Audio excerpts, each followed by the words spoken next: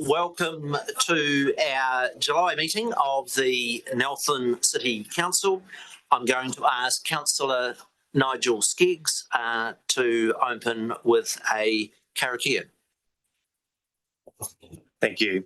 Tū taua mai I runga, tū taua mai I raro, tū taua mai I roto, tū taua mai I wahu, kia tau, ai te Māori tū, te Māori ora, ki te katoa, haimie, huie, taikie.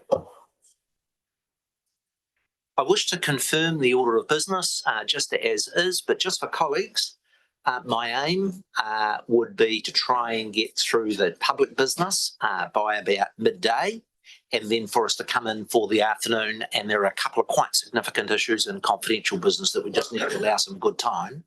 I am meant to be participating in a Transport Revenue Strategic Group conference call from 2, so it may be necessary for me to pass the chair over to Pete for part of that agenda.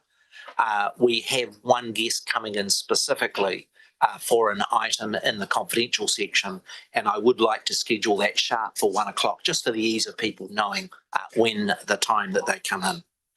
Are there any interests that members have specific to today's agenda? Councillor Brand. It's more for transparency, but in your report, you mentioned the Whai Fish Foundation, and I'm a board member. Sorry, I missed. In your Mayor's report, you mentioned the Whai Fish Foundation. Oh, yes. I'm just being transparent that I am a board member.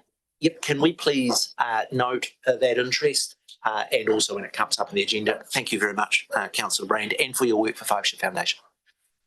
There's no other items. We move to public forum, and we have two groups, Families for Safe Cycling and a presentation with respect to the East-West Cycleway in Nelsast. So most welcome to come and join the table. We've set aside 15 minutes for the two presentations. Was it your preference to come to the table together or to have 7.5 minute sections? Separately, good as gold. So we'll have 7.5 minutes from the first group, Families for Safe Cycling, and then we'll have 7.5 with Nelsast. Welcome and good morning. Love Picky.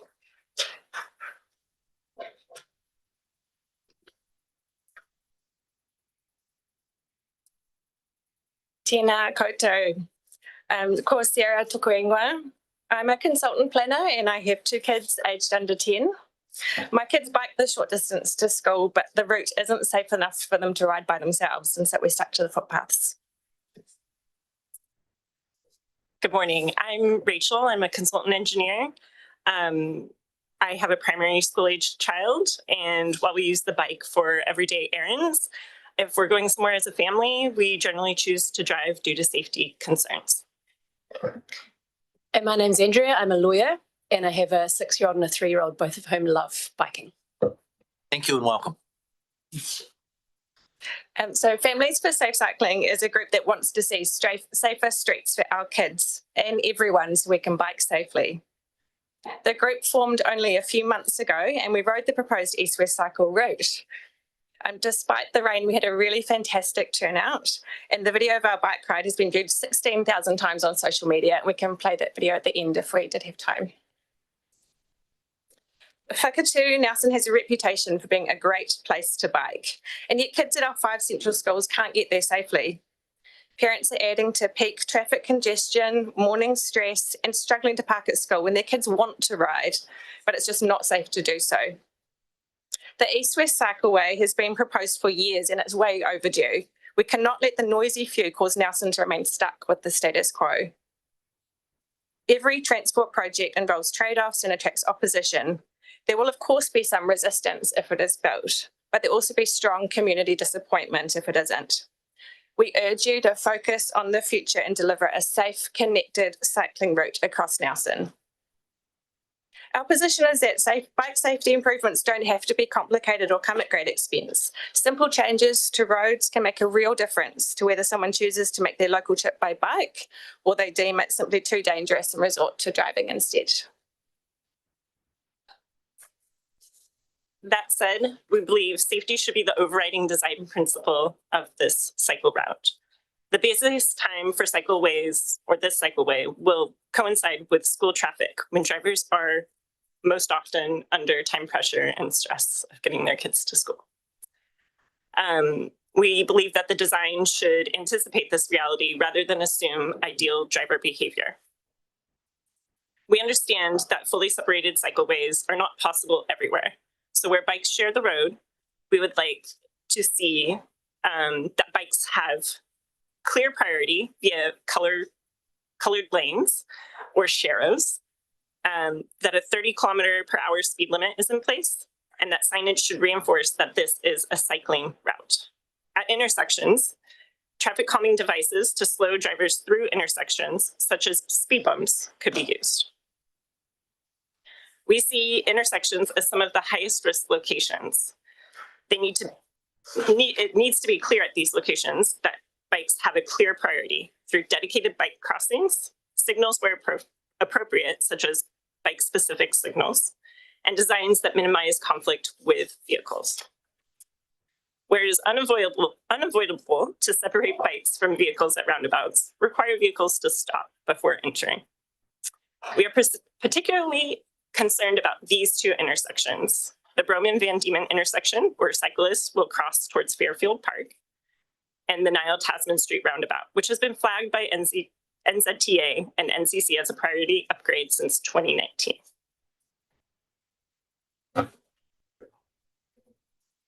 What about the route? We prefer the current proposed route, which goes from the Cathedral up Trafalgar Street. Why? Because it's quieter. That's always going to be more appealing to cyclists. It goes right past Nelson College for Girls. And yes, it has a hill that was noted at the last meeting, but it's a 3% gradient. It's not a steep street. We also would love to see the Nelsust alternative route built, but our concerns with Waimea Road is if only one road can be built, is that you're going to need a lot of separation on a road that busy to keep cyclists safe. It's going to have to be very physically separated from traffic. Car parks was a big concern at the last meeting, so we want to address those concerns. First, will businesses suffer?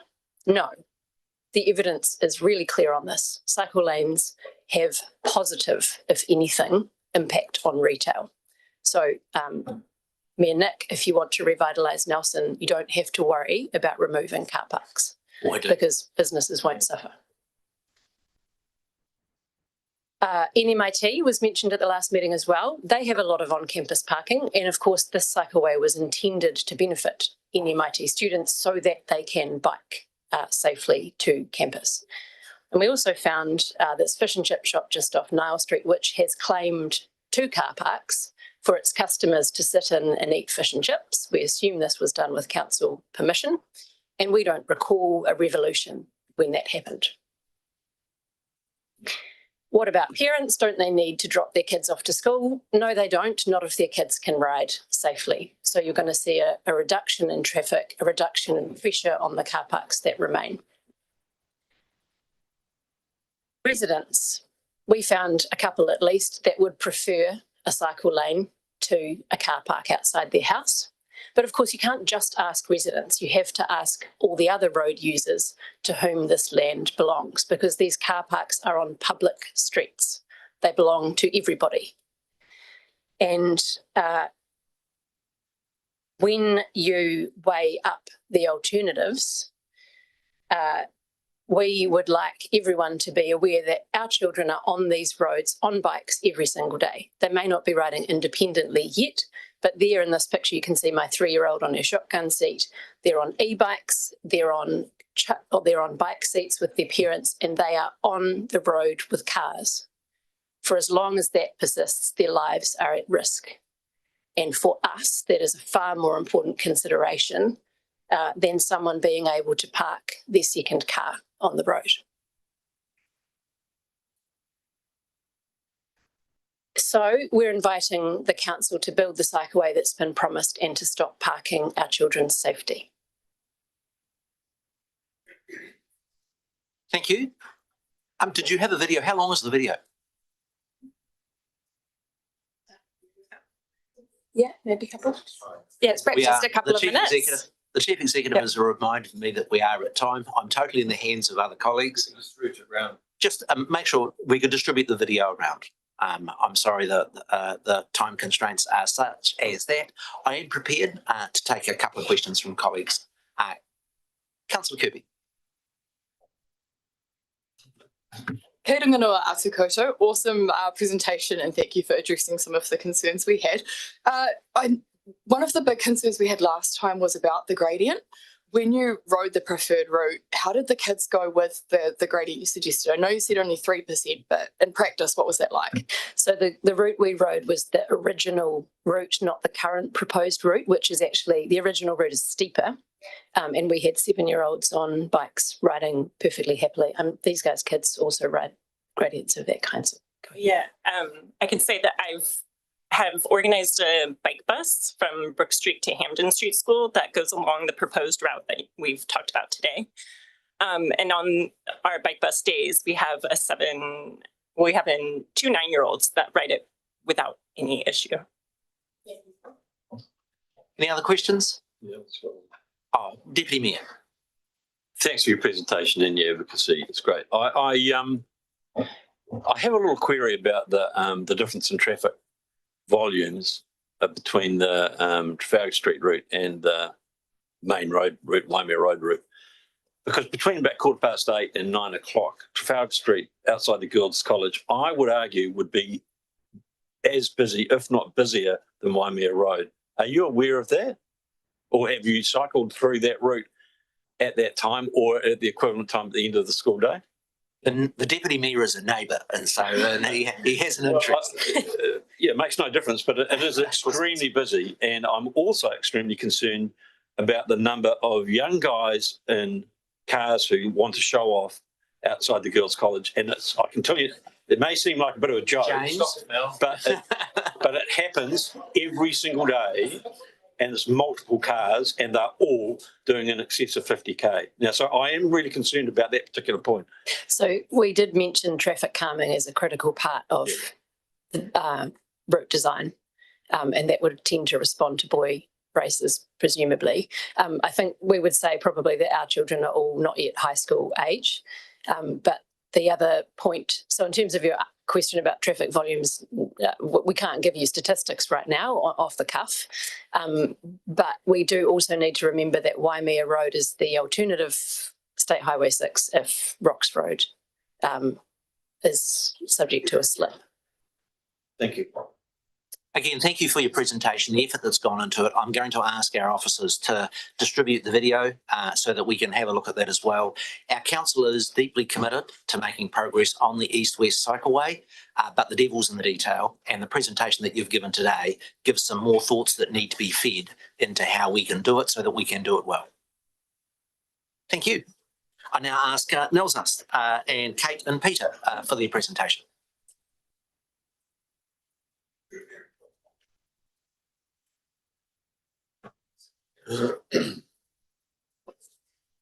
Welcome to you both. You know the drill. We're all ears.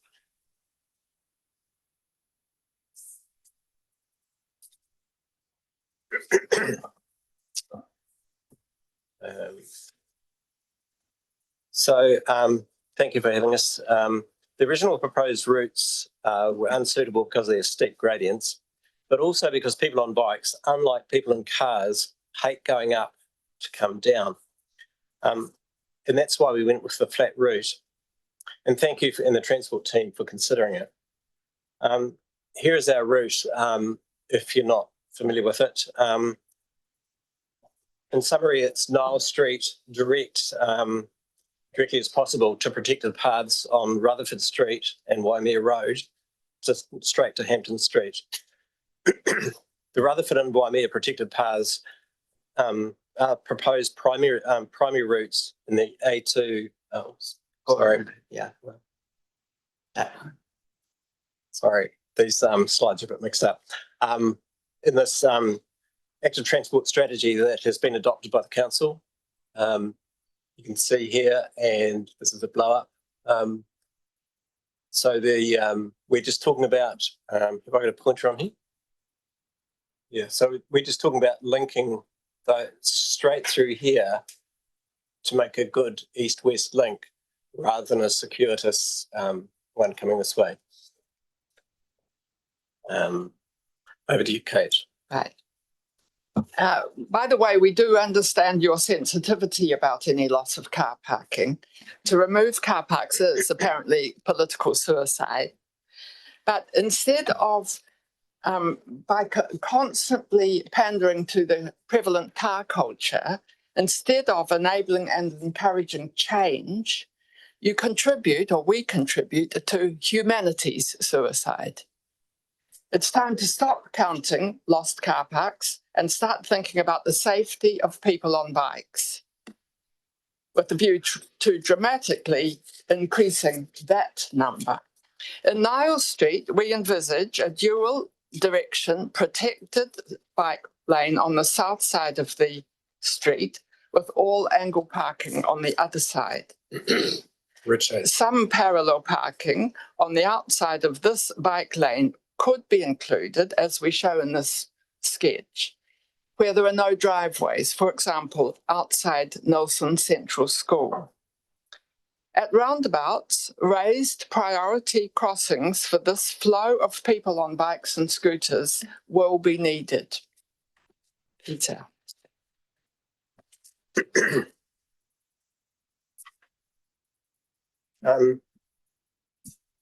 Sorry. One of the reasons put forward for rejecting our route was whether it could work with an additional priority lane. And here we show how it could work. This is perhaps the worst case situation outside the Girls' College. So we're allowing space for 2 buses, 3.5 metre traffic lanes, and the buses essentially take the flush median space. So traffic can flow around that, and it leaves a 3 metre clearway lane on the western side, or a bus trade vehicle priority lane coming into town. There's also talk about Snows Hill. Well, we think some land could be obtained from the Girls' College there and do a sweep into there, so that we do have room for our route all the way to Hampton Street School. Okay.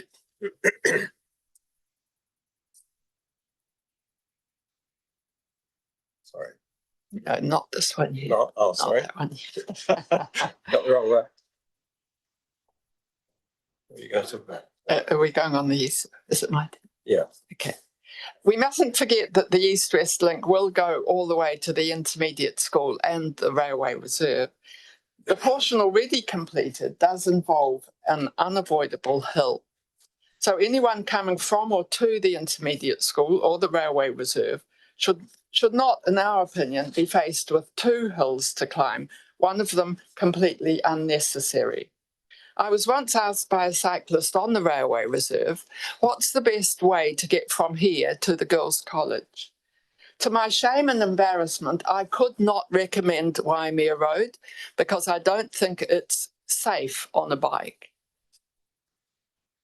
Of course, I wouldn't have dreamt of suggesting she cross Waimea Road and climb a hill to get to the front gate.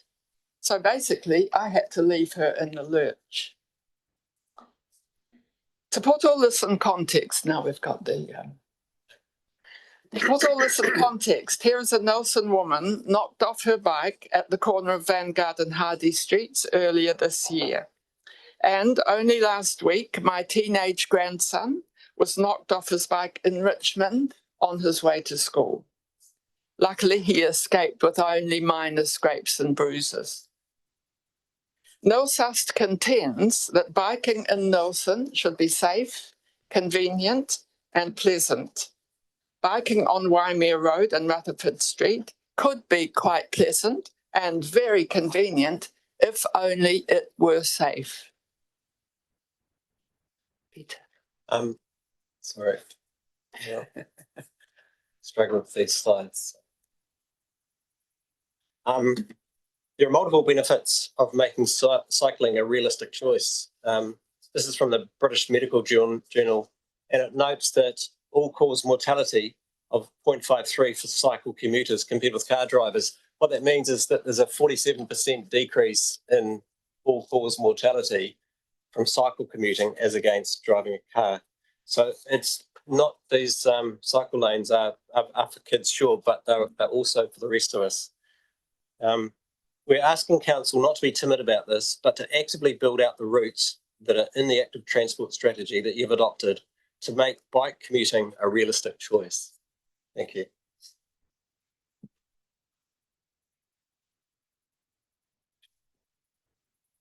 Okay. Again, happy to take a couple of questions. If there were colleagues, I'll take the Deputy Mayor. Thanks so much for your advocacy. I think it's great. I know that the devil will be in the detail of this plan. There's no question about that, and I've already had a wee bit of a chat about that. But also, the devil, if we could say it that way, will be in the desire line of every single kid pouring out of Nelson College cycle shed or wherever they keep their bikes, or the kids from intermediate pouring out onto, I think they come out onto Vanguard Street, don't they? Yeah. Well, most of the kids at intermediate come out the back entrance. That's where all the kids pour out. And what I'm saying to you, to anybody giving consideration to this, is thinking in the mind of the 10 or 11-year-old at intermediate, which route are they going to take? Doesn't matter how good the cycle path is, and I've already discussed this with a few kids at Nelson College. They will come out of the Nelson College, they'll go straight down Ngāti Street and go straight down the hill, or through Fairfield Park, if that's the route that they like. So are you giving consideration, apart from your desired pathway, or potentially even getting in touch with focus groups at the schools as to what they think would be the route that they're most likely to take? Yeah. We acknowledge the wonderful work that the staff have done in researching the needs of the school children. And we, of course, haven't done that type of work, and it's not our job to do that. But we do know that we were consulted at the time the active transport strategy was brought in, and it was agreed that Waimea Road, Rutherford Street would be a primary cycle route. Of course, the kids are going to choose various according to where they live. We can't cater for all of them, but that arterial route should be for bikes as well as cars. And currently, it's not safe on a bike with the likelihood of a car door opening and throwing people into moving traffic. We can't put up with that any longer. Thank you. Councillor Anderson. Thanks. Appreciate both groups. Actually, it's food for thought. It just makes me think so we're dealing with two different groups of the school children, and then there's the wider community. So I'm wondering how we work those together, because the needs are different. And I understand I'm lazy, I will ride the flat instead of a hill.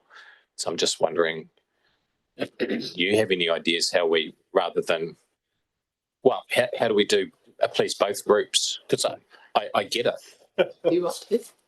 Yeah. Look, we don't think it's mutually exclusive. We think our route still works for the school children. We're showing a protected path, not just a painted line, but a protected path for the cycling, so that it is safe, even if there's trucks that can't use Rocks Road at that time. It is safe, and it goes past like the bottom entrance of Girls' College, plus all the other schools. So it's not. It is completely suitable, we think, for the schools as well. I was hoping you would say you should do both. Look, to be honest, I don't think we've got the budget for that. And that's one of the reasons we're suggesting that we only do it on the south side of Niall Street and leave the north side of Niall Street with all its parking, Engel parking. Yeah. Thank you again for your presentation and passion. I stress again, this council does have a strong level of commitment about the East-West Cycleway. Your presentations and the others have just given a reminder to the council as to how tough it is when you are retrospectively installing cycleways into a neighbourhood. And so I think one of the lessons for the council will just be to reinforce how important the community engagement is on getting the detail of this right. So thank you again for your presentation. We come to the minutes, firstly of the 11th of June. I'm going to move their adoption. Is there a seconder? Thank you, Councillor Courtney. Any concern with those minutes? If not, I'll put those. All those in favour, please say aye. Contrary say no. We have the minutes of the meeting of 25 June when we adopted our annual plan. Again, looking for a mover for the adoption of those. Deputy Mayor, happy to move? Yeah. Seconder, Councillor Hodgson. All those in favour of those minutes being adopted, please say aye. Aye. Contrary, no, carried. We come to reports from council organisations and welcome the Trust and the Suter Art Gallery to the table.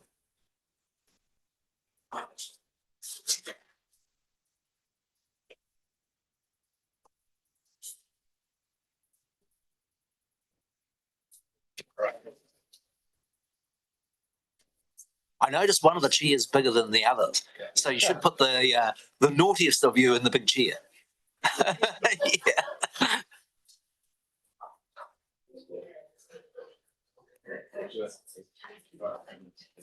Welcome. Can I apologise to you where there's been some juggling around of timetable for you to present. You've got us nice and fresh this morning. We note your report that you've got some unique challenges and look forward to your presentation on those.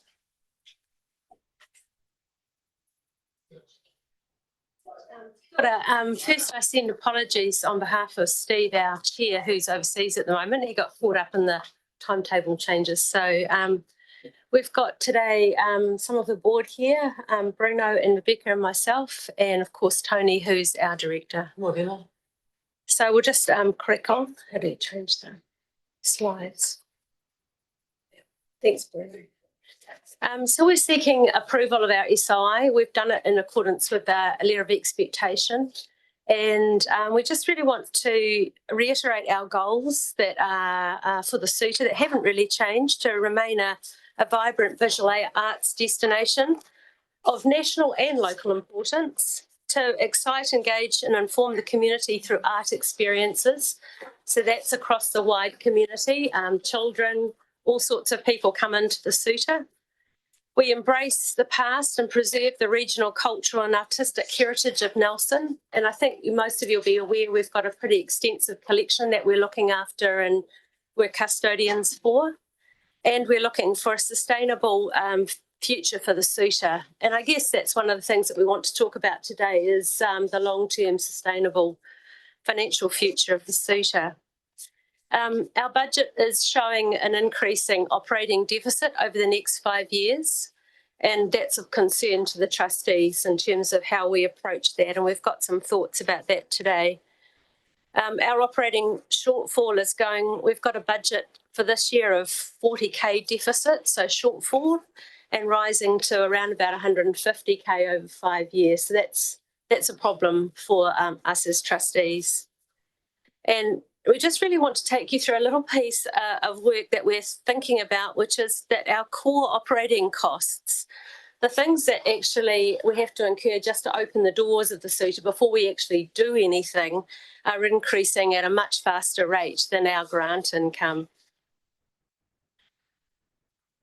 So what we've done is we've sort of looked over the last 4 years and we've said from TDC and NCC, we've had grant income increases of just over 100k, but you can see how that's gone out the door at a faster pace than that's come in. So just in the little things, the IT and admin costs, audit costs have gone up by about 26k in that period.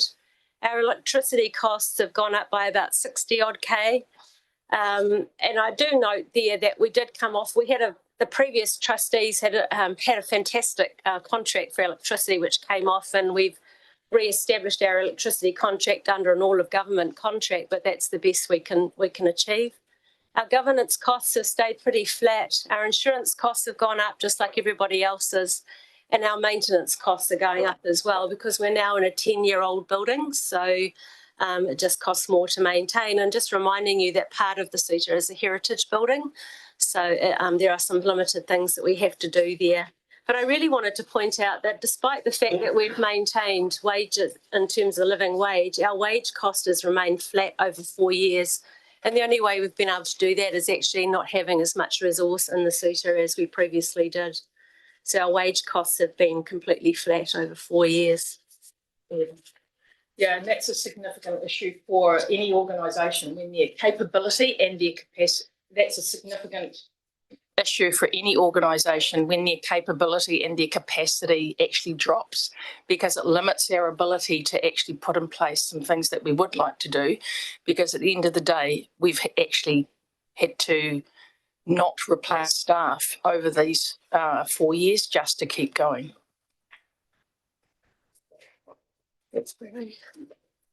So this isn't the overall budget for the SUTA. This is what I call keeping the lights on. So these are the costs that we have to incur just to open the doors, really. So you can see that for 2026, it's about a negative 137K. So we supplement that by the other things that we do, which is, you know, we rent part of our facilities out. We have a cafe that's in our facility. We hire out our theatre, and we're doing all sorts of things to try and do that. We used to have the state in using the theatre quite a lot, and obviously that's retrenched. So we're looking for alternative streams for using our theatre, which is a lovely venue.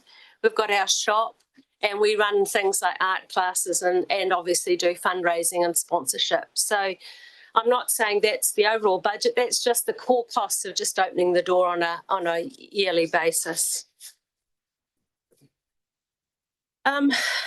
If, you know, the impact of just our reduced capacity, I guess, is that we're looking at all manner of things to balance the books. And, you know, we've had some meetings with council, and we know that all organisations are looking for extra funding, and we know that the council has in difficult circumstances in terms of rate increases. We get that.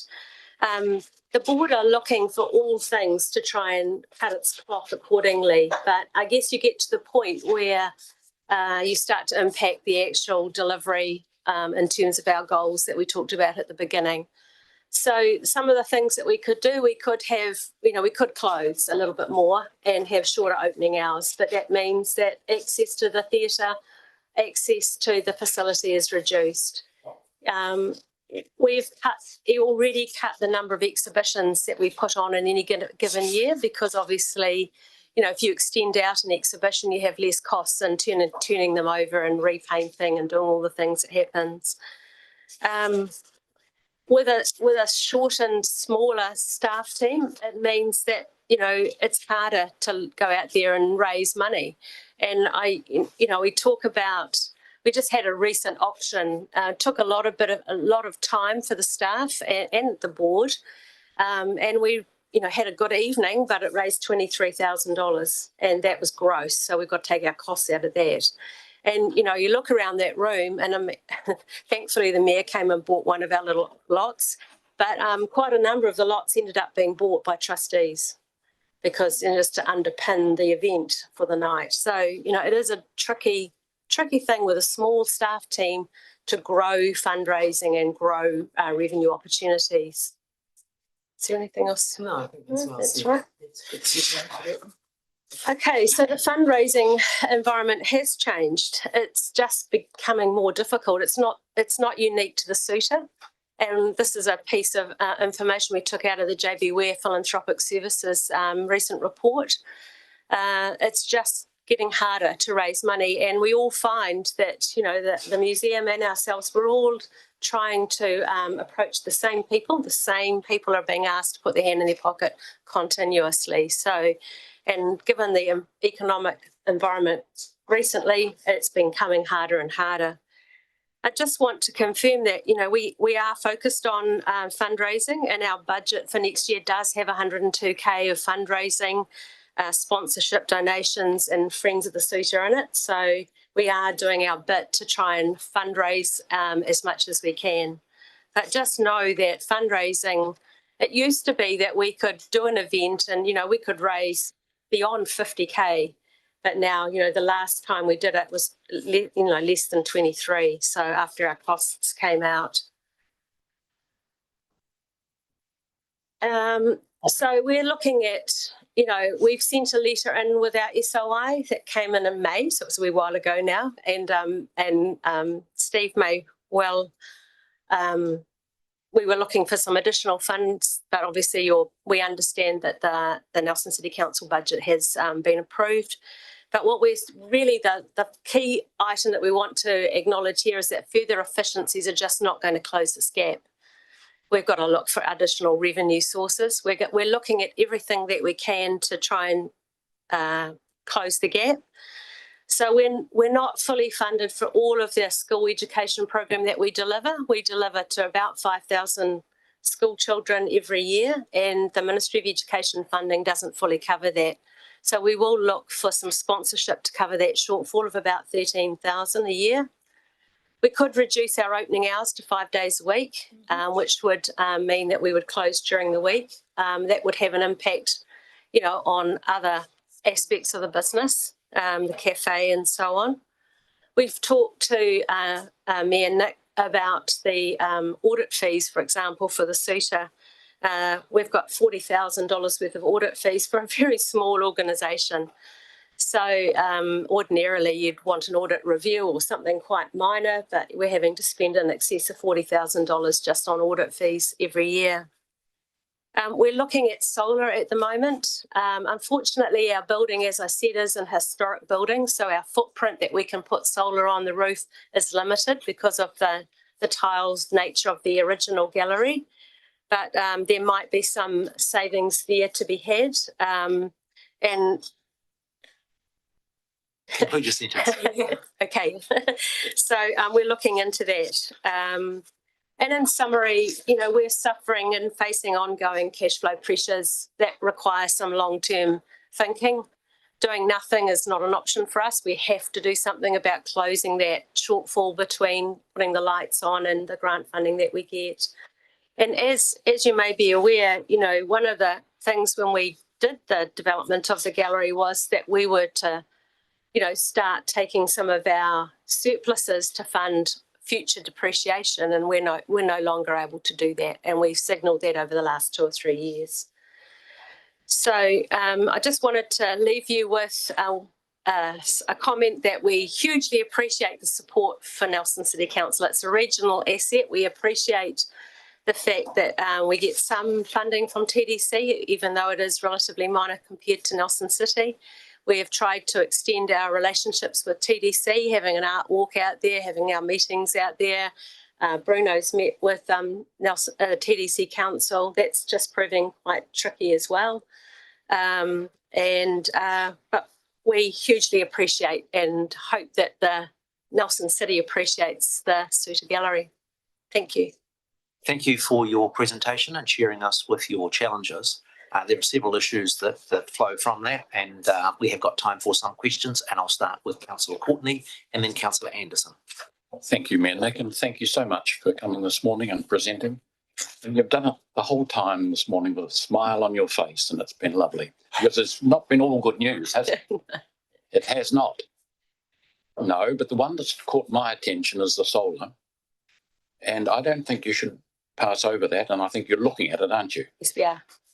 And I think you have to seriously. If it's 60,000 a year, your electricity costs. Did you say that's the increase in our electricity costs in the last 4 years. So our electricity costs are about 115,000 from what I remember. That's even worse. 115,000 per year. Per year. Well, I think it's a matter of urgency. I don't know how Mayor Nick feels about it, but we've got to help you.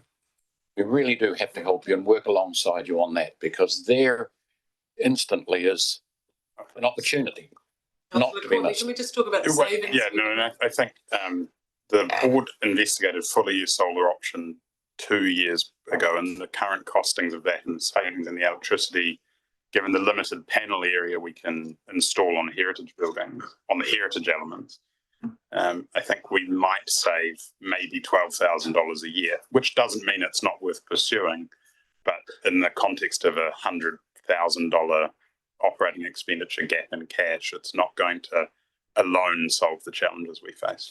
Right. Well, that was yesterday. Today's today, and we've got tomorrow. And things are changing all the time, aren't they? They are. Yes. Even in the solar field. So I wouldn't be despondent about that or write it off at all. I mean, Nick, are there ways that we can support? Can our officers get alongside the suitor and talk about the opportunities, loans and that type of thing, that the funding? Yeah. Nick? I think it would, and I think there would be council support going by the body language I'm seeing around council working with the suitor. We do have some funding set aside for community projects. My understanding is there are 2 more buildings, and I might stand corrected by the chief executive, of which we've got funding to support. So I think it would be worthwhile for officers to explore again the solar option, even if it is 12K. I am gobsmacked, like Councillor Courtney, for an organisation for your size having to spend 115 grand a year on energy. Is we do need to work for you and find a solution. So subject to the chief executive being comfortable, I would like to take up Councillor Courtney's suggestion of our officers working with them. And the notion would be whether we understand that you're not in a position to necessarily fund the capital cost of it, but as part of our broader climate management, whether we might be able to assist in that space. Are you comfortable with that? We do have a contestable climate change fund, and I'm keen to see that used for solar, the likes of solar initiatives. So certainly a conversation we can have. Let's further that conversation. I've got Councillor Anderson, Councillor Skinner, and then Councillor Austin, then Councillor Skeggs. And then Councillor Rand. And then Deputy Mayor. There's Pellegrini. Thank you. Through the Mayor, I've got a couple just short answers are fine. So you've got a strategic goal, Nelson Tasman Stories Artists, while presenting high quality exhibitions that add new perspective. The strategic goals, do you feel that they're achievable if we're going to be cutting back on exhibitions? Yes. Okay. Do you feel numbers through the door are going to drop if we? Yeah. How does this sit with your support of the UNESCO Creative City bid? Sorry, so repeat that. UNESCO Creative. The UNESCO City Creative bid. This is not good news for me, but how do you feel that fits in, and how can we I mitigate? think we were pretty excited when we heard that the city had put forward an application to UNESCO to become a city of craft. What was exciting about it was that Nelson was standing up and saying, we're going to present ourselves in this way. And I think if you walk into the Suitor at the moment, you'll see a real emphasis on craft. And that's not coincidence. That's us trying and working with the city to support its strategic aims. Nelson has an amazing history in craft. We have an incredible collection that supports that, and being able to bring that out and support this sort of the strategic drivers of that is fantastic. I think it's great. We're right there with you. We can't do it if we're not funded to actually operate like a normal gallery.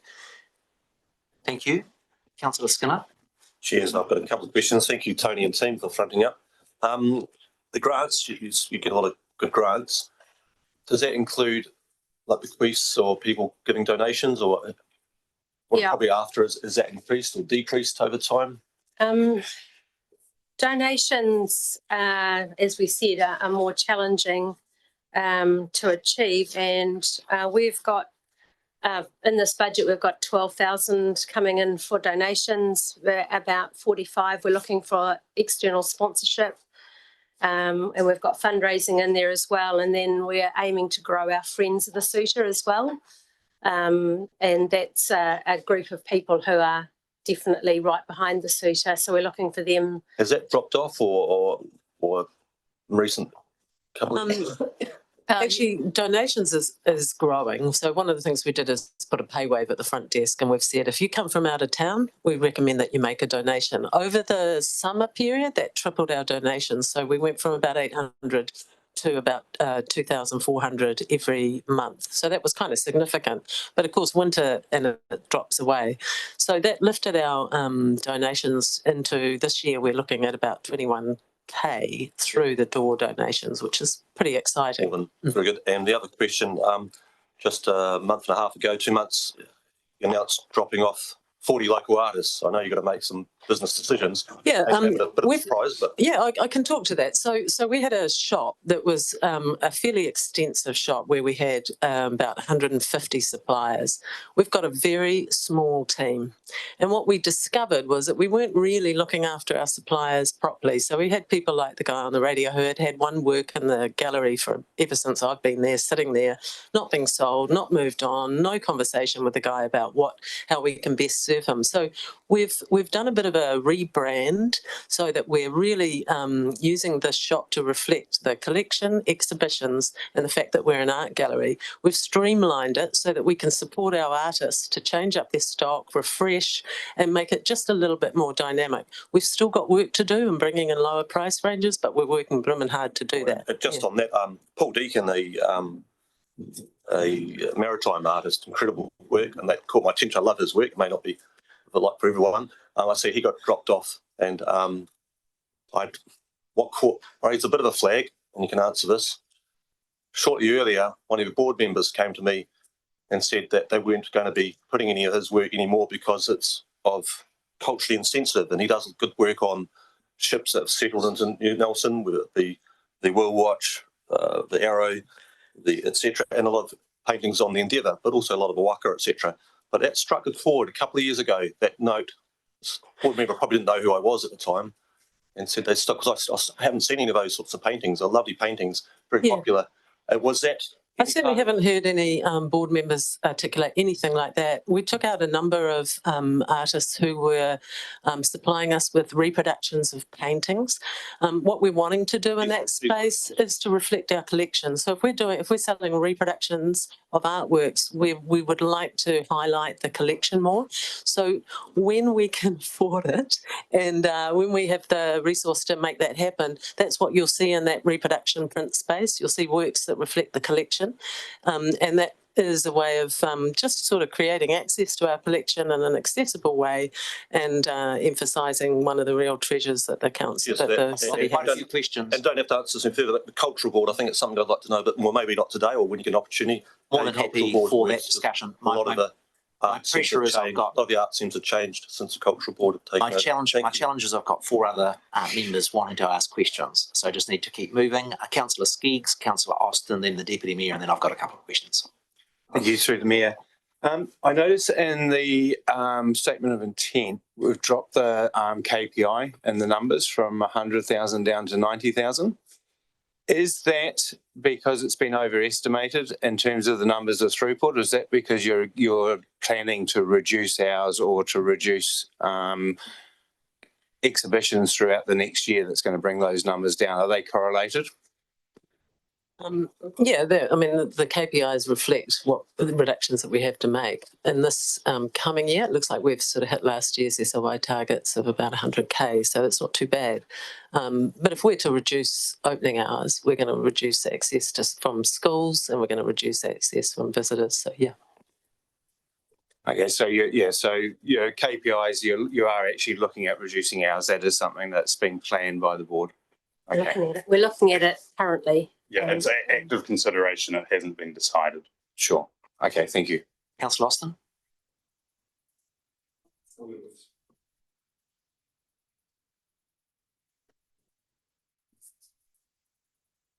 Yeah, thank you to Martin and Bridget for your report, and thank you through the Mayor, and and thanks for your presentation to the board. So I just need to understand, and just checking with you a question about the suitors' financials. The half-year report shows over 228,000 in depreciation for the last 6 months, but yet you won't be able to be setting aside any money for future building repairs on that. Can you hear me? That's good. And given the operating grant has been steadily increasing over the last 5 years, could you please explain, if you could, how long this current funding approach might be considered sustainable?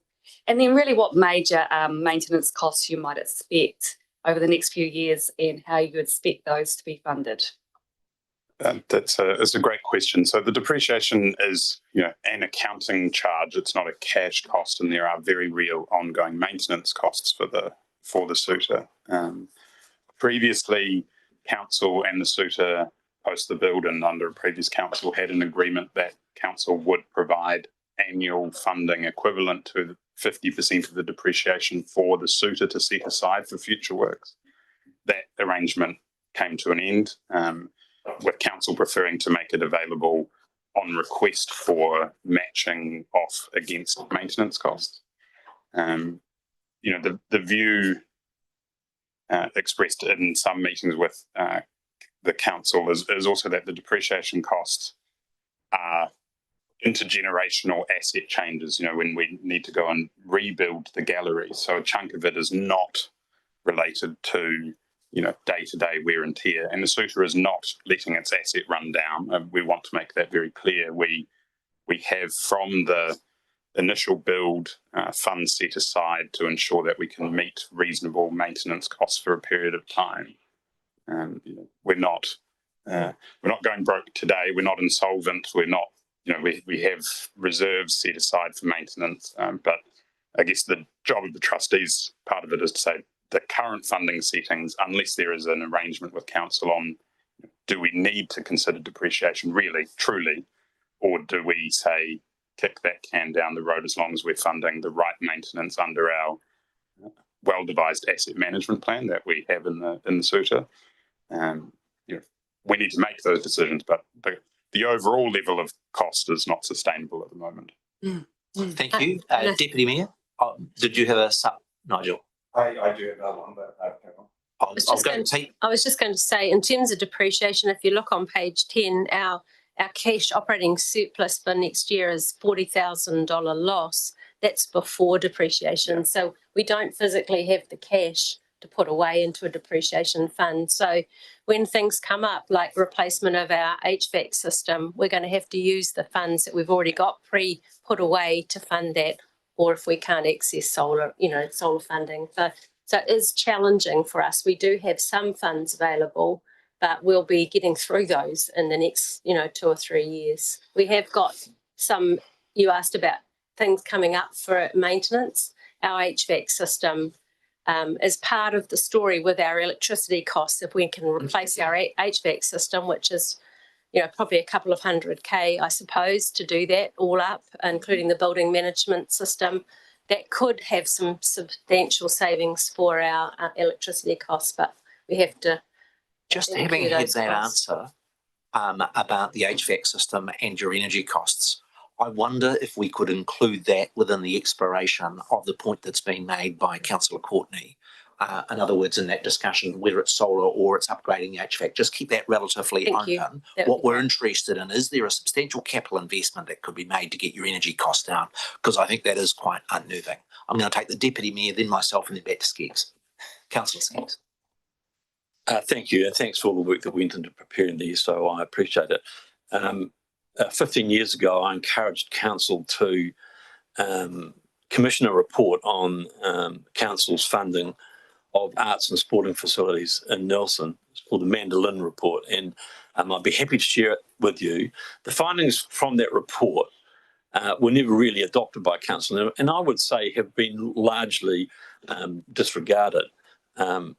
One of the things that I think is really important to note here, and we're talking about little pockets of increased expenditure. I want to talk a little bit about core funding, and has the board given consideration to any kind of benchmarking with where the suitor is sitting in terms of other galleries? And Tony, your comment about if we're not funded like a normal gallery, you don't have to comment on that. But what I'm going to ask you is, if I was going to say, could somebody do a bit of work, and I'm not sure who that would be, not wanting to put the pressure on, about benchmarking where Nelson City Council sits in regards to its funding for the suitor. Because what I want to know is, are we being like Wellington City and not funding our water infrastructure over a long period of time in an arts sense? Are we behind or above? And I presume that you would work that out on the value of the collection and the value of the asset of the building. I'm not quite sure. So, Tony, would that be something that would... Can I answer that, because we have done some work on that? Oh, good. Yeah. And so I wish it wasn't a patchy question. And I think we did share that with you last time, but I think you would. If we look at galleries across the country and look at how they're funded by council, per head of person who walks through the door, the nearest or closest to us in terms of funding is Tauranga City Art Gallery. Now, Tauranga have less people come through the door. Their team have the same income targets as we do. They have a collection which is a third of the size, and we get less than half the contribution from council per visitor that walks through the door. And I'm very happy to share those figures with you because it goes up from Tauranga. So they also have, just to give you another benchmark figure, that gallery have 13.2 full-time equivalent staff, and we have 7.4 full-time equivalent staff. Thank you. A couple of questions. The first is with respect to your audit fees. It just seems extraordinary for me that from 2023 they've gone from 18,000 to 47,000 a year, 160% increase. Mm-hmm. And I look at comparison with council, and that is that our audit fees make up 0.1% of the Nelson City Council's total costs, whereas for the Suter Art Gallery it is 3.3% or 33 times the amount for audit. Yeah. Now, I'm totally respectful of the important role that Audit New Zealand plays in making sure that all public monies are not subject to any proper, prudent spending of public expenditure. Have you had any discussion with Council Office or the Audit Office? I was at your fundraiser, but if I was a member of the public and said, put all that work into a fundraiser for $23,000 and all good, we managed to raise enough funds to pay half the audit fees. Exactly. No, and I think that's the challenge. You know, as a CCO and the structure that we have no choice in our selection of auditor. It's mandatory. The audit fee being charged is. Nikki, can I ask you a question on this? We have made a decision as a council to move from the Audit Office with their consent over to EY because of some of our concerns. Is there any option for our CCOs, or would it be, I would check with the Chief Executive, would it be possible for us as council and potentially me as mayor on behalf of council to write to the Audit Office and to say that these costs are out of hand? I'm sorry, I don't mean to insult you in any way. Your turnover is a relatively small business, relative to 47 grand a year. Just seems. We've both written a couple of times to the Audit Office on this subject.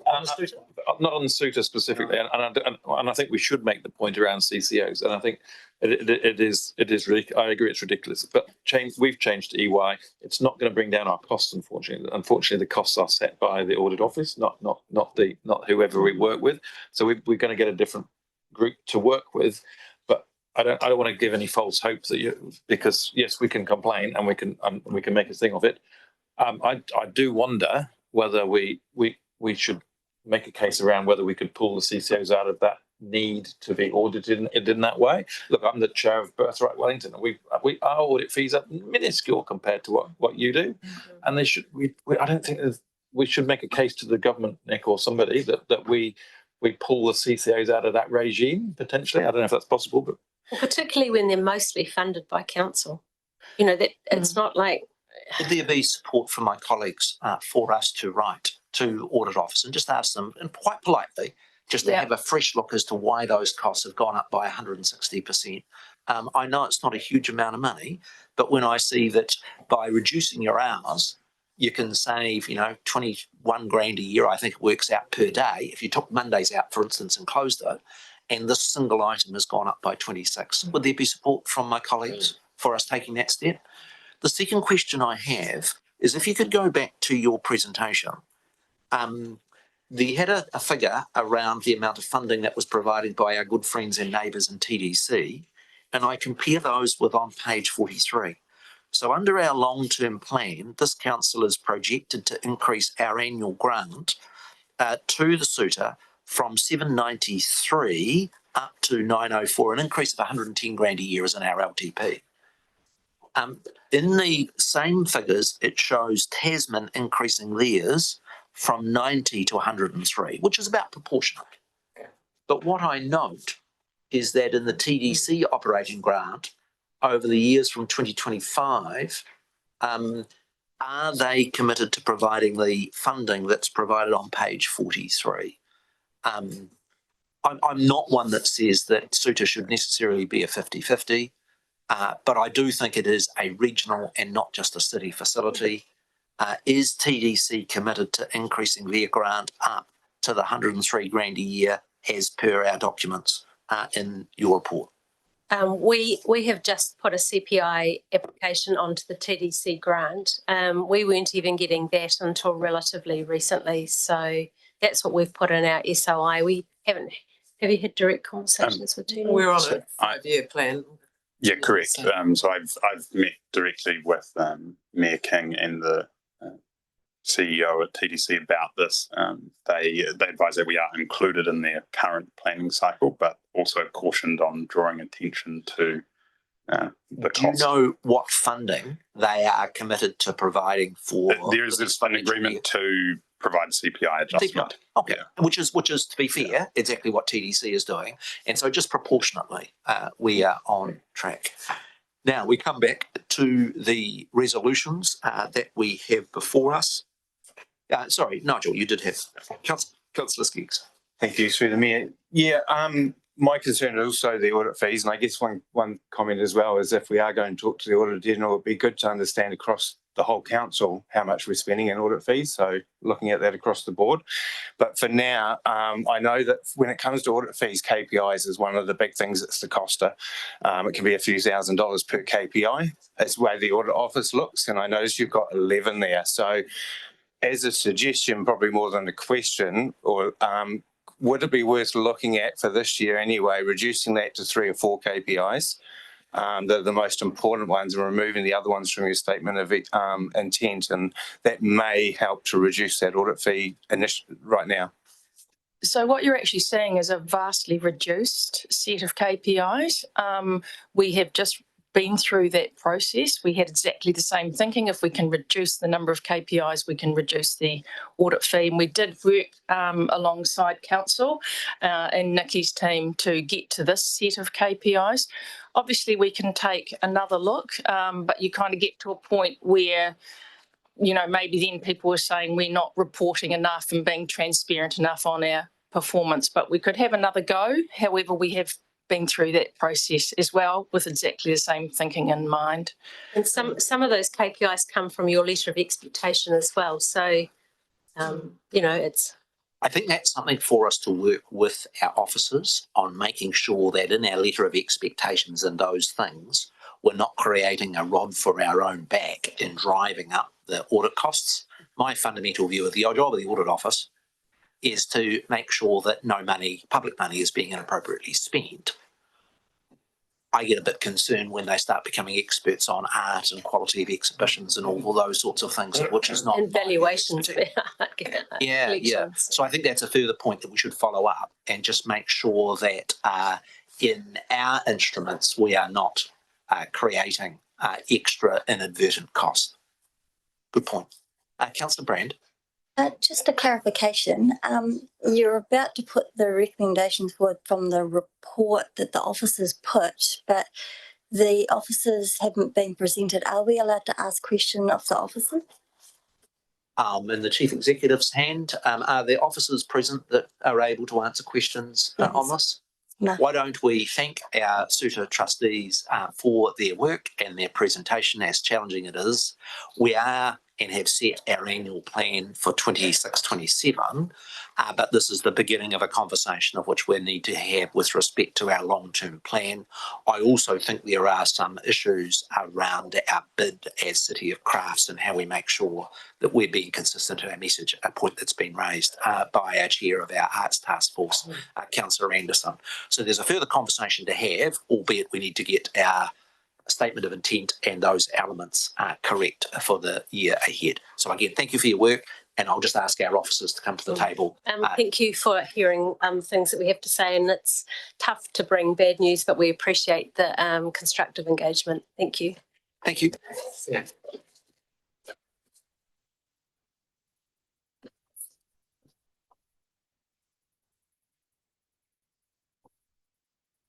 Kia ora. Martin, thank you for coming in. A question, Councillor Brandt. Thank you.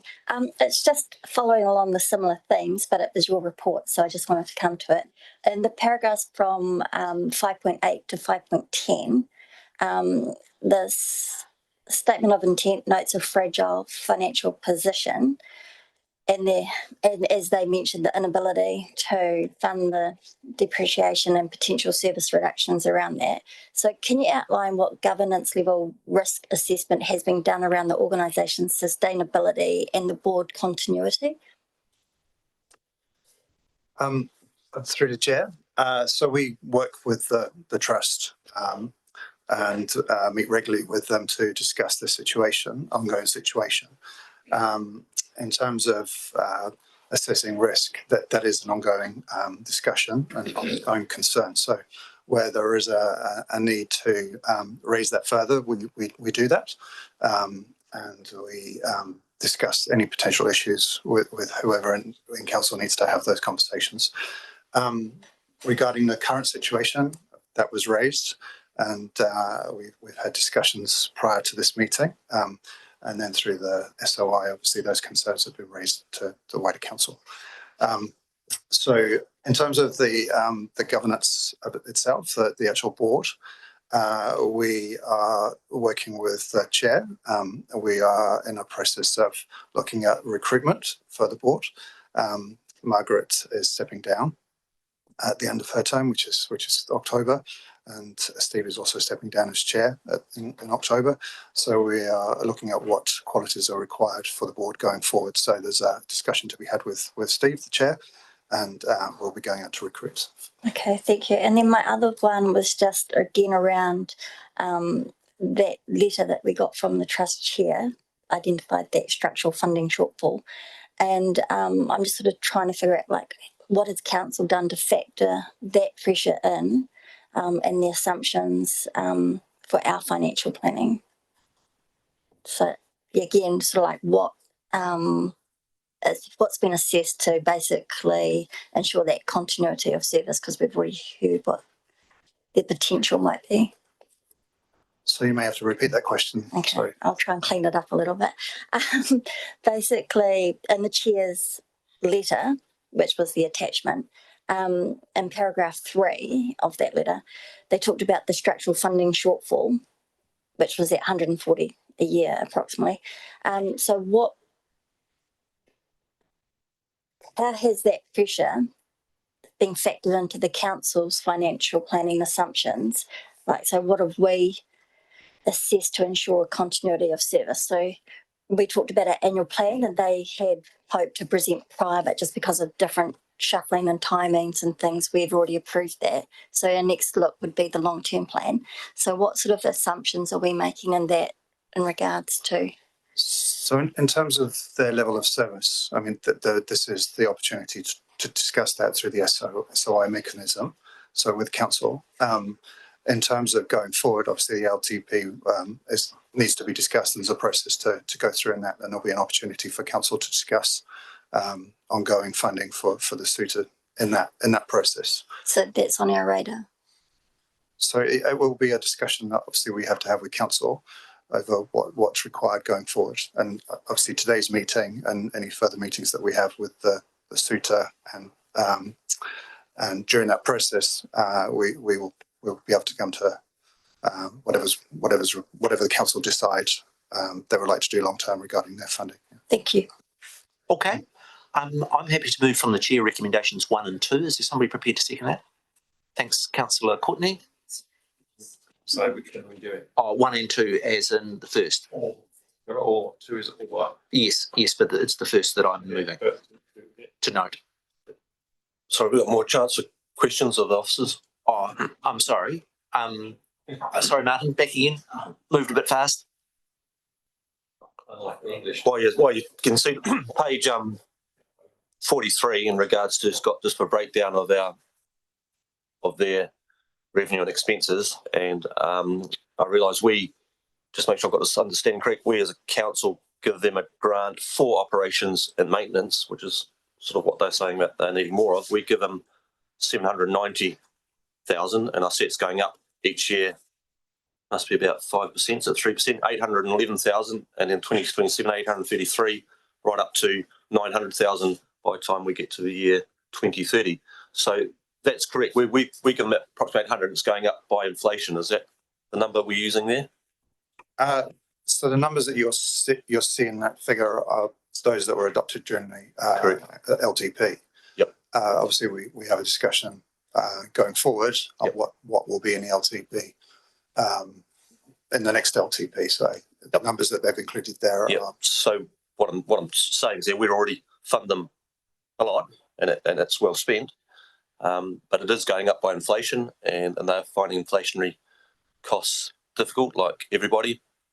But and then I see TDC, and this just really highlights publicly, really, TDC gives 1/10 of what we give them for that, and especially what's been in the media of recent about the swimming pools, etc. Timo didn't think that one quite through, did he? So that gives us even more leverage on that. But I'm just highlighting, I know you guys officers know it, but we've got a new council, and these things have been discussed 5, 6, 10 people remember, and if Mel remember and Trudy remember, over years, we've upped our grants substantially.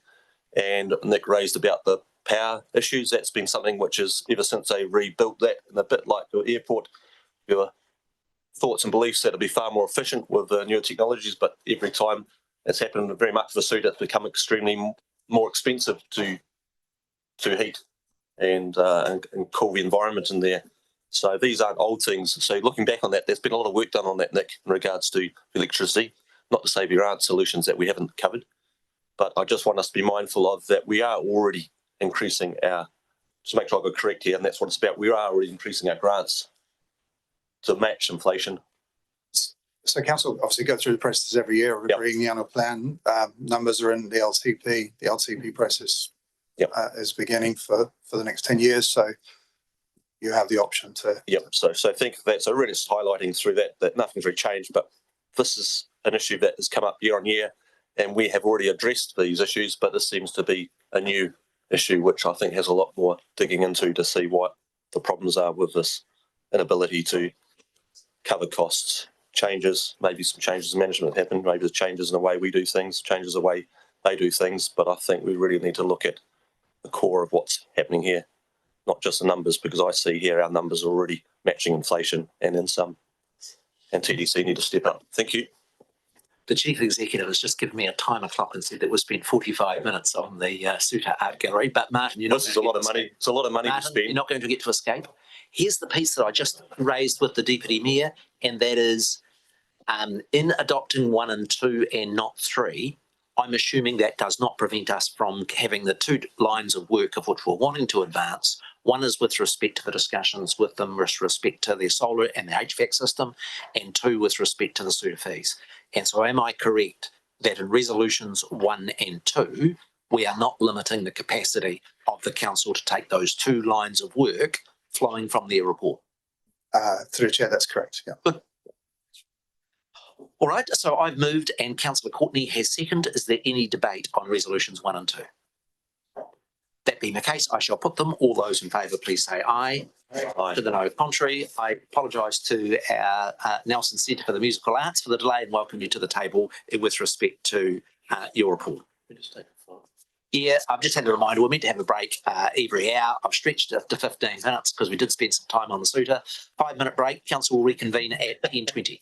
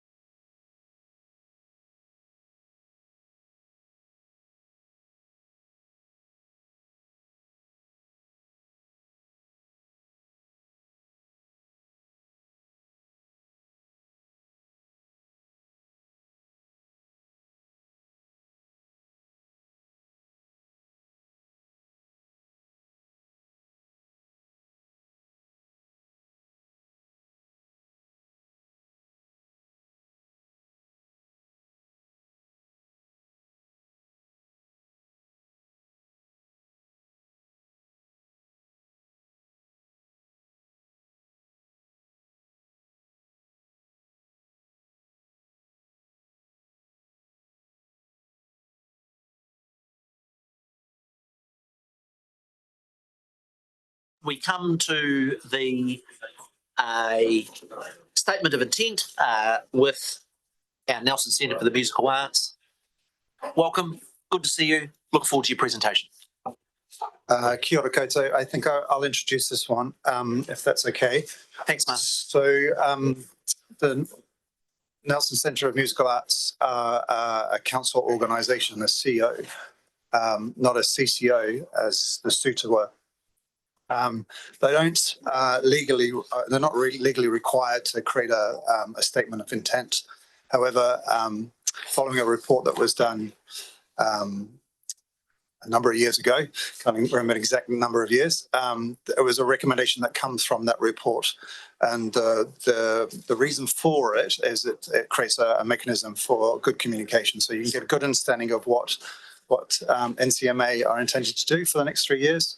And it provides the council with an opportunity to feedback to that. So today's statement of intent is the second that's been created.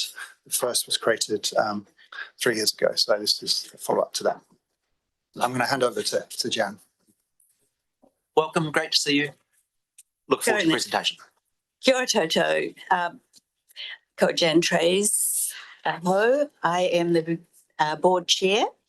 I've been here a few times now, so apologies for having to hear me all over again. And the presentation will be largely driven by Miles Payne, our director, who's been in the role for a year and a half, having been education manager for 2 years before that, and he honestly is our greatest asset. So we're just so lucky to have him. And beside me is Yolande, who has taken over from Alex Davidson, who was our finance person on the board. He's absconded to Arrowtown. And Yolande was a colleague of his, so the transition has been seamless. She's also at Findex, so we're very lucky to have high quality people on our board who cover the range of skills. So we've got Miles to thank for the SOI. And just in a quick word, we are in good heart. A lot of the things that the SUTA people said we relate to, and we've talked about this before. But we are buzzing this week after a visit from New Zealand Opera Company to a sellout crowd on Saturday night. It's the first time we think, having Googled this, that the company, the New Zealand Opera Company, have actually ever been to Nelson. So we had a wonderful concert and they're coming back, so that's exciting. So on that note, pardon the pun, I'll hand over to Miles. Miles, in your good hands. And we endorse the comments of the chair and the energy and the commitment that you've brought to our Centre for Musical Arts. Thank you. So as Jan said, I'm the director at the Nelson Centre of Musical Arts, and so thank you very much for inviting us here today, Your Worship, councillors. So we're here today to present the statement of intent, which I hope you've had a good chance to look at before today's meeting. So what I'd like to do is spend a few minutes talking about who we are, where we're at as an organisation, and where we see ourselves heading over the next 3 years. And if there's one thing I'd like you to take away from today, is that we have a growing sense of confidence about the future. We feel positive about where we're headed, and we hope that that comes across in not just what we've written, but actually what we present today. And of course, the other thing I'd love you to notice is the breadth of what we do. I don't think many people realise just how wide-ranging our work is, and I hope today gives you a better sense of everything that sits under the NCMA umbrella.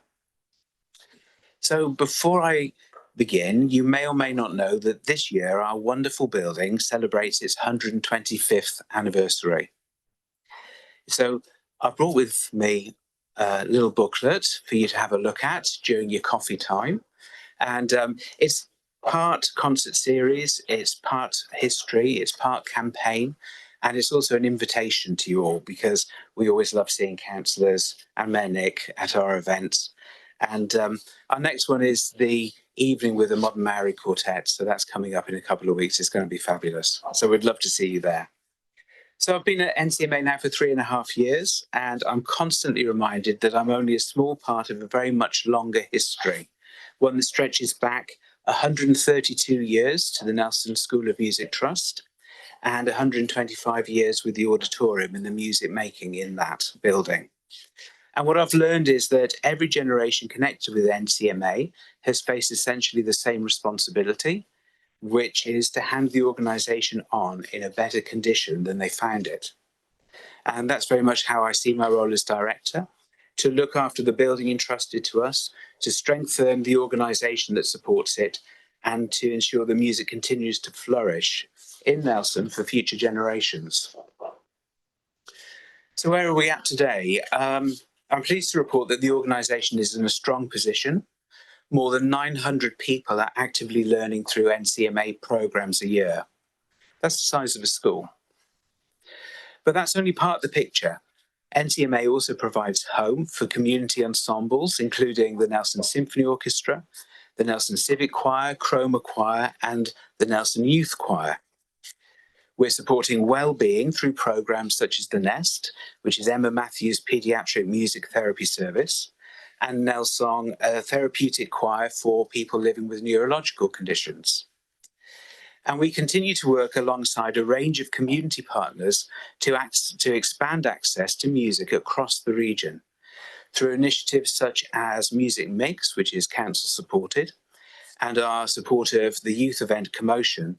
We're helping to bring music into schools, communities, and new audiences outside of our walls. One highlight this year has been working with the New Zealand Symphony Orchestra, who came to us for a whole week. And what struck me was how impressed they were by the strength of participation, the commitment of our teachers, and the quality of Nelson's musical community. When I took on the director role, I expected to spend most of my time thinking about music. Instead, I've learned a surprising amount about organ pipes, HVAC systems, building compliance, and fire evacuation procedures. That wasn't quite what I had in mind, but it's shown me that really we operate in three worlds. We're an arts organisation, we're a charitable organisation, and we're custodians of a heritage building. Now, any one of these in the current climate would be challenging in its own right, but we're managing and navigating all three at once. And I think the encouraging thing is that all three are in really good heart with us. Our programmes continue to grow and develop, our charitable purpose remains strong, and we're continuing to invest in the long-term care of a building and collection of musical assets that have been entrusted to us. So a good example is the Cawthron organ. Many of you will remember our Become an Organ Donor campaign from last year.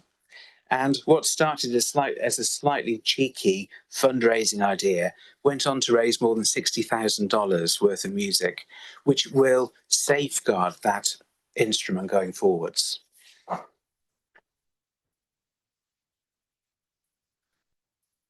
But looking after what we've inherited is only just part of the job. We also have to make sensible decisions about the future, and that's really what the statement of intent before you sets out to achieve. The question it asks is simple. Where should we focus our efforts over the next 3 years?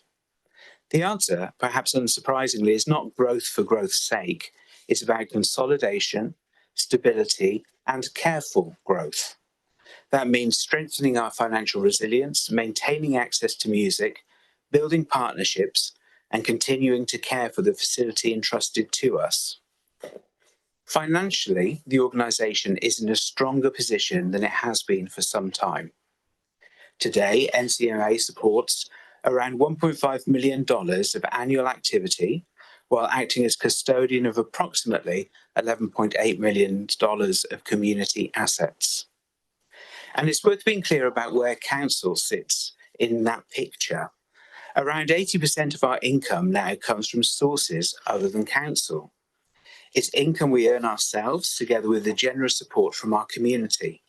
So the council's annual grant doesn't simply support NCMA, it underpins and helps unlock everything that we do.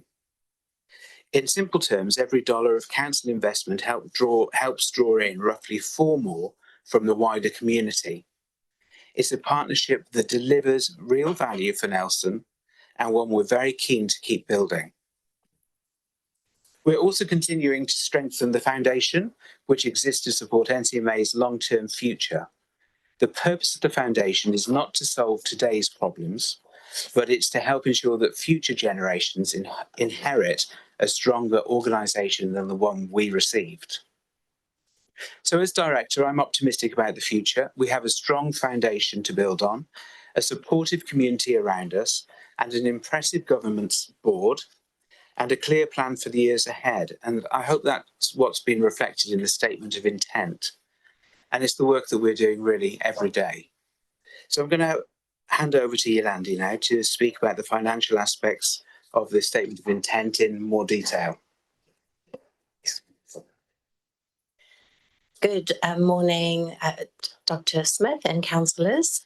Thank you for this opportunity to present. As Jan said, I am a senior manager at Findex and business advisor there, and I have been part of the board since the beginning of the year, really. I shadowed Alex Davidson for a few months prior to being elected in. This is something that is close to my heart because my children, when I moved to New Zealand in 2003, and I was homeschooling, my children were enrolled at the School of Music, and the friends that they made through that are our lifelong friends. And the skills that they developed through that are really valuable and still benefit them today.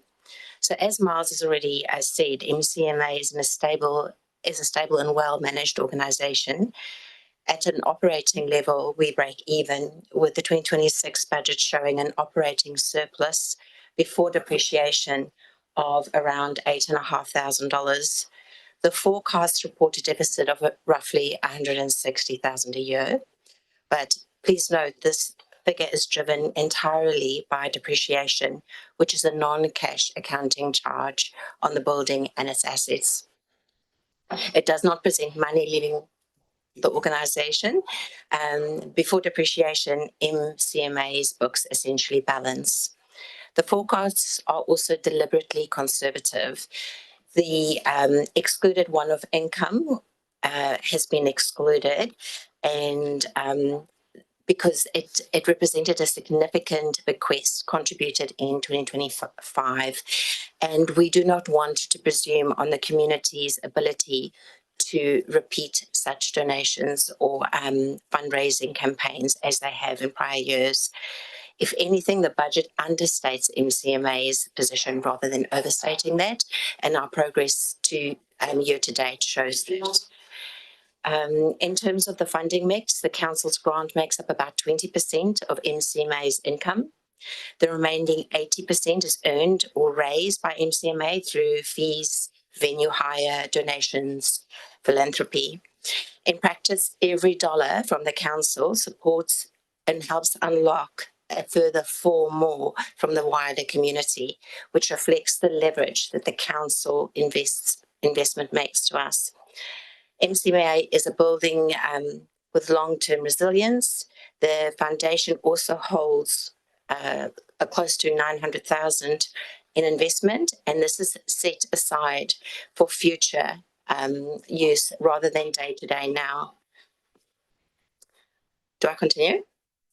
Can you just wrap up as quickly as possible? Two structural pressures are worth noting. Yep. The first is the interest-free council loan, which MCA repays at about $33,000 a year, and the plan is to repay that by 2045. The second is that an ageing heritage building will eventually require major work, and with that we are aware that energy is a big part of the consideration that we need to keep in mind. Just in summary, everything is prudently managed. We're planning for the future, and we are positive and remain mindful of the value that the council provides through the grant. Thank you. Thank you. Any questions from colleagues? Councillor Anderson. Thank you through the mayor. Two questions. I live near the Centre of Music. I was just wondering, maybe anecdotal, but it seems to me that the evenings I see a lot of people quite late, either walking in or walking out. So have you increased, I don't know, because you do really great advertising, physical. Yes. has there been have there been more events in the evenings? Yes, we have had more events this year than we've probably had before. But we've always had a large number of events in the evening, and the attendance has actually been very good. We've been focusing very much on the marketing this year, and so we're seeing good audience numbers. It's been noticeable. Just and my other question, in your long-term plan, I'm just wondering whether we've factored in. So in my head, next 5 years, we're going to have a city centre with a lot more people living, working, playing there. And also there may be different demographics. I'm just wondering whether how we're looking at well, that's a wonderful thing, I think, and an opportunity for you guys. But I also wonder, is that something you can monetize, or is that more costs? Is, you know, if you're going to get more people, more events? For sure. I mean, a lot of the concerts that we do are classical music concerts, so you know they often, you know, it's difficult getting a large audience for that, or it's the same audience that come time and time again. So more people is going to help that. But also, you know, we have 900 people coming doing sort of classes with us, and they will grow. You know, we will have more students invariably, and more people joining our daytime orchestras and things. So yes, I'm sure. It's good Thanks. to hear. Thanks, Councillor Anderson. I've got questions from Councillor Austin, Councillor Rollo, and then Councillor Skinner. Councillor Austin. Yeah, thank you through the Mayor. So thank you, Martin. I really enjoyed reading this report. It was really great. And thank you, Miles, for your presentation. So I worked full-time for the School of Music back in 2001 in the ticket sales. So I was there for 3 months full-time, and then I worked 9 years voluntary in the bar. And so, yeah, I was there for the transformation of the place too. So it was wonderful. But so I just have a question relating to the repayment of the loan, and you did actually answer my question a bit, but I want to just sort of touch on that again. So the Nelson Centre of Musical Arts is receiving $262,000 operating grant, plus you're carrying a $672,000 interest-free loan funded by the council. Which is probably costing ratepayers around 30, did you say 30,000 in interest? So is that correct? Around 30,000 in interest? Well, we see it in a different way. So we see it as not as interest foregone by the council, because it's really an investment the council has made, and that investment translates into a community asset of nearly $12 million, which the council's grant enables us, you know, to operate through. So we don't see it as it's not cash paid by or lost by the council. It's a long-term investment made by the council, and as I said, the loan will be fully repaid in 2045. So that's great. So that's what I was going to ask as well, is whether you were expected to pay the loan in full, and it sounds like you do. So that's really good. That's all my questions. Thank you very much. Thank you, Councillor Rollo. Thanks, Mayor Nick, and good morning, team, and thank you. That's I think a good news story for the School of Music.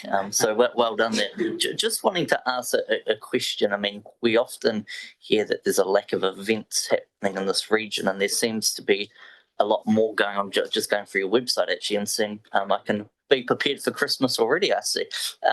Is that a change in direction that the centre's going, trying to bring more events to the region, or is it something that's probably just getting more spotlight given the marketing change that you've gone through? We're feeling a little bit more confident in our situation these days, so we are beginning to look at bringing more events into Nelson. So a good example is New Zealand Opera coming. It was a curated work, really. Sort of we got them in. It's not something that was on their plan to do. We sort of contacted them and asked them to come. And many of the ones in this series here are events that we're actually sort of, we're organising and we're running the risk on. I mean, this is So for us, getting good ticket sales on these is really important. Yes, we are in a situation now where we can do that more often. But I'd also say that we run over 100 events a year. We have a lunchtime concert series every Thursday. We have concerts going on every Thursday lunchtime. We have a live lounge event on a Friday at the end of work. You're very welcome to pop in and hear some live music and have a drink at the bar. And then all our other sort of concerts from our local people that take place regularly. We had 2 concerts just yesterday.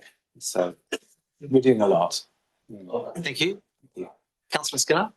Yes, thank you for that. Thank you for your presentation, and I've always been impressed by your professional financial management, which is the backbone behind it. And I see that the statement intent was triggered by a committee I chaired about 3, 4, 5 years ago. Yeah, so I think that I see you've had lots of good events coming up, interesting ones, and most of my critics realise I'm a big fan of cats. You had a year or so ago or more, you had I believe, very successful cat. Yeah, we did. Are you going to have another one? I'm assuming I was successful financially. We thought we'd give it a little while. Oh, okay. Okay. Yeah, we don't overdo it. No, maybe we'll go on to raccoons. You can't overdo cats. You can't. That's one that suited took hours and hours when you tried to yourself. I mean, it made very good money.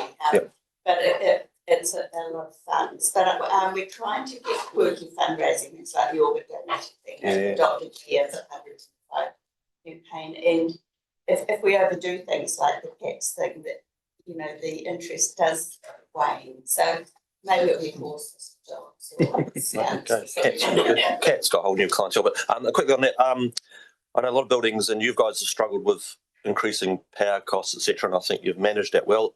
Is that an ongoing issue, or is that something you've resolved? It's since the new build, it seems to have. That's it. So the new build was excellent in making actually a very energy efficient building for us. So when we look at our sort of power costs for the year, it's about $21,000. Yep. Which is significantly less than what we were hearing from the suitor. Yep.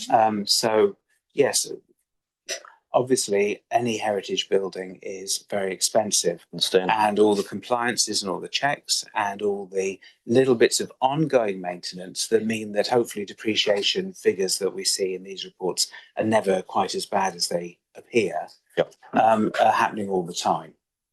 Okay, thank you. That might be some learnings for us for other organisations. Okay. Thank you. I've got Deputy Mayor, then myself, and then Councillor Brand. Thanks. Well, firstly, congratulations on securing NZ Opera. I think that I do really understand that was a bit of a coup. It's a small venue, and for them to see it sell out means that they'll come back, which is great. And I know the same thing applies for the NZSO. So I do fundamentally understand what a good turning point that was. And also congratulations on the Summer Choral School, Dear to My Own Heart. I think that's going to be a success. Well, I hope it's going to be successful and will be a profoundly successful event, I hope. Just a few facts and figures. I started learning the violin at the age of 5, which was exactly 62 years ago, which is halfway back to when the building was built. I noticed. So, have you got a birthday that you're hiding?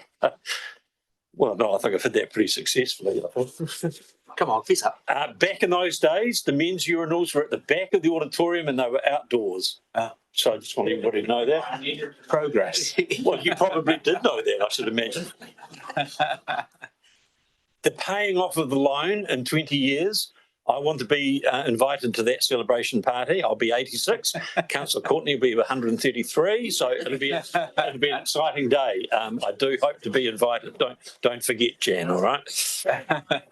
You may have heard my comments about benchmarking to the suitor. Now, I know that would be a difficult thing for the CMA to do because you're a unique organisation. At some stage, I would be interested to know if there is any way that the board could give consideration to looking around the country and kind of seeing the kind of contribution from city councils to, and this is the problem, to similar organisations because it's going to be hard to find a similar organisation. So you don't have to answer that, just give some consideration to that. That would be great. Thank you. Yeah, thanks, Pete. I can tell you our audit fees are $8,000. All right. Which is interesting when we look at 50 47 for them. Incidentally, is that Audit New Zealand or you have a private audit? It's Independent Auditors Limited. If we could get the suitor down to from 47 to 8, that's 40 grand more to spend actually on the arts. So I think we should pursue that issue. My question was around venues. And that is that we've got questions all the time. We're developing a new venue across the way with the Arts Marketing Agency. I note in your SEI, your venue hire and concert income was 446.25, but is looking at a figure about 100 shy for the next 3 years. I'm just interested in terms of, I was last night at Saxon Stadium, packed with people, and it's a sports facility. I love going to the School of Music, or Nelson Centre for Musical Arts, apologies, and seeing it regularly utilised. Why are we seeing a drop-off in our venue income? You've got a really hard balance to strike of pricing it so you get the maximum use. Any information on that would be helpful. I think we'll see a higher figure this year, for sure. You'll overshoot that budget of 331. Yes. You've got venue hire for the 26 of 331. Venue hire 331 as opposed to 6. Yes. I think it'll go up as the year's going on. I mean, we have increased our fees this year for things. We are trying to, we've had a new set of lights and things in the recital theatre, so we can use that room, and we can actually use that a lot more than we've done before. So these are new avenues we're looking at to try and get extra sort of revenue into that. We're also able to do more conferences with just simple things like tea and coffee facilities and things that we weren't able to do before. So it's a number we are looking at, and it's a number we are trying to raise. And we've also increased the prices a little bit on it. So that's the Chris question was, why has it gone from 446 down to 331 and over the next 3 years about the same? I don't want to catch you on the hop. If you could provide a bit more information. The other thing is in terms of just, I know the statement of intent is a new invention. It's good. It gives us more oversight about the investment we're making. I am interested in the overall utilisation figures. And so within the statement of corporate intent, I'm actually interested in knowing, I think you said 100 events per year, but whether it be the Trafalgar Centre or the School of Music or the Suter Art Gallery, getting a sense of the level of usage of our public facilities is helpful. That's my question. Councillor Brand. Thank you, through the Mayor. Welcome. I'm just going to touch on a couple of things that other councillors said. So Tim Skinner and I were on that previous committee, and I just want to say how nice it is that we went through those difficult conversations and the hardness to get into this really lovely relationship that we've got now. And I think that is the willingness on both sides to have those hard and difficult conversations to get here. So just acknowledging that. And I also want to also support what Pete said about the New Zealand Symphony Orchestra and the opera and all that, because I know how hard that is to get here. So that's a right little coup. I'm not sure if my questions are for yourself or maybe more for the staff, but it was on the report, which is paragraph 16 and 17, and it was about the forecasting and the statement of intents operating deficiencies across all 3 years. And I was more interested in how the council was had assessed that risk and any change proposed to the funding assumptions or the reporting expectations. And then my other one was about the unfunded capital renewal that's been mentioned in there, and just how's that being tracked, and does council require any additional visibility on future capital pressures? So more probably for you than in terms of answering the first question, and similar to the last answer regarding Suter, we work with the trust regularly. Miles and I catch up on a regular basis to discuss the financial situation regarding NCMA and any other risks that there may be, and work with the board to make sure that those are mitigated or addressed. Regarding ongoing budget, and the forecast. I mean, that's why we're here today, to have that conversation, so you can see what they're predicting and provide a bit of feedback on that. So I don't know if you want to. I think in terms of sustainability, financial sustainability, that two things. One is we've got that 900,000 invested with Quakes, and that's not to be touched. There's only one thing we dip into, and that's for Cello scholarships, which is conditional on bequest terms. The rest, we've got a 10 million aspirational goal. The second thing is we, as Miles mentioned, we got a bequest last year unexpectedly, and we've kept that out of the sort of Craig's investment fund, and it's technically not to be touched, but it's our buffer. So if we have a tight month, we know it's there, which does take that awful feeling away that the suitor have got. You know, where do we go next? Some of it's invested on a term deposit, and some of it, for example, we use it to pay our insurance a year, which is in the 50,000s. And in the past, we've had to do that on monthly repayments that we pay interest on. So we now pay it in total in February out of that bequest money, and pay the bequest back per month instead of paying the finance company and save the interest. So that bequest stays technically untouched, but it's used to facilitate things like that. It all saves money in the long run. All right. Thank you again for your report. And last one, we're 21 with Councillor Anderson, who chairs our Arts Task Force. Sorry, I just was thinking and made an observation just about your demographic. So I see lots of people walking, heaps. So I'm just wondering whether I feel that your audience is a Brock audience. So 9-10 o'clock at night, I see lots of people dressed up walking home, which is a wonderful thing. But I do wonder whether we're advertising it well enough as far as getting people out of our neighbourhood attending some of these events. Yeah, so great, people are walking to the event, but I'm just wondering what the demographic is. I wouldn't be surprised if it's over 50%, very local. For me to comment on that. Off the top of my head with that, we collect data on all the tickets that are sold. So we're able to run a check on and see sort of where people come from. But it's not, I mean, it is very much at the heart of Nelson. So people do find their place. They may come from out of town. They may go for a meal and then walk to us, so it's difficult for us to gauge that without actually pulling that data and really checking. But it is something we can do. Thank you. Could I just wrap up and say you're a unique and wonderful part of Nelson. The part that I'm incredibly impressed by is for every one of our philanthropic organisations, the last 3 years has been incredibly tough. And the things that you have done to keep your institution in good financial shape, we only provide 20% of your funding, is something of which your trust board and your team should take a bow. I mentioned to the suitor that the council does have some funds available for supporting solar panels. I see in your report you've identified it. That same door is open if the trust wished to pursue that further. I'm going to ask the Deputy Mayor, who's sort of got Nelson Centre for Musical Arts in his DNA, whether he'd be happy to move the resolution. Yeah, sure. Happy to second.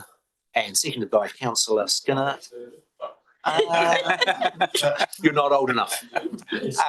Be moved and seconded. If there is no debate, I'll put that. All those in favour, please say aye. Aye. To the contrary, say no. Good luck. And thank you again for your presentation. Thank you very much. Thank you. We now come to the Nelson Marina and welcome Drew. I'm going to leave these on that table. Wonderful. I'm looking forward to the upcoming concert. Shout at me double. Yeah.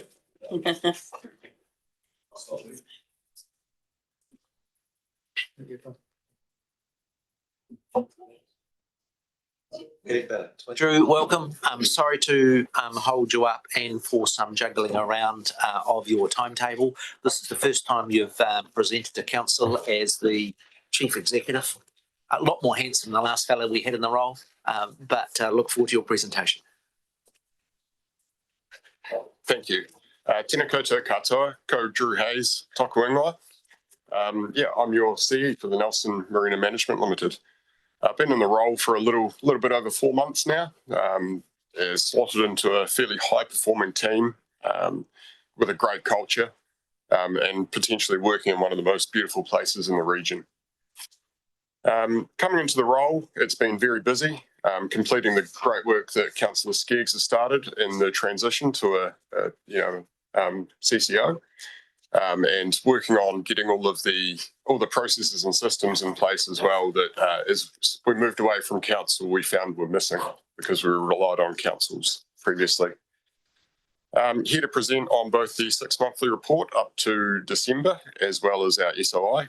For our 6-monthly report, I guess what it shows is we're grappling with a large amount of depreciation on assets that have been transitioned and obviously a large amount of interest on loans to pay for those assets that have been transitioned across to the marina. What it does also show, and is really positive, is the underlying solid performance of the base or core business, as well as the EBITDA figures well up over sort of 25% for those 6 months. The SOI shows really exciting times for the marina and what's happening down there. In the financials we included in the SOI, we include the boat lift, the runway project, the hard stand upgrade as complete, as well as the Marine Service Centre has started. So there's sort of 4 big ticket items that we've allowed to complete.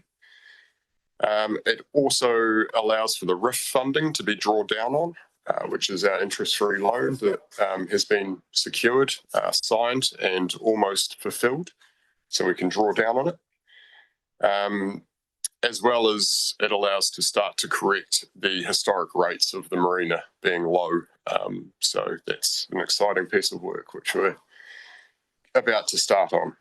The KPIs that are in the SOI are a brief set of our full company KPIs that were just workshopped with the board about 3 weeks ago and about to be approved.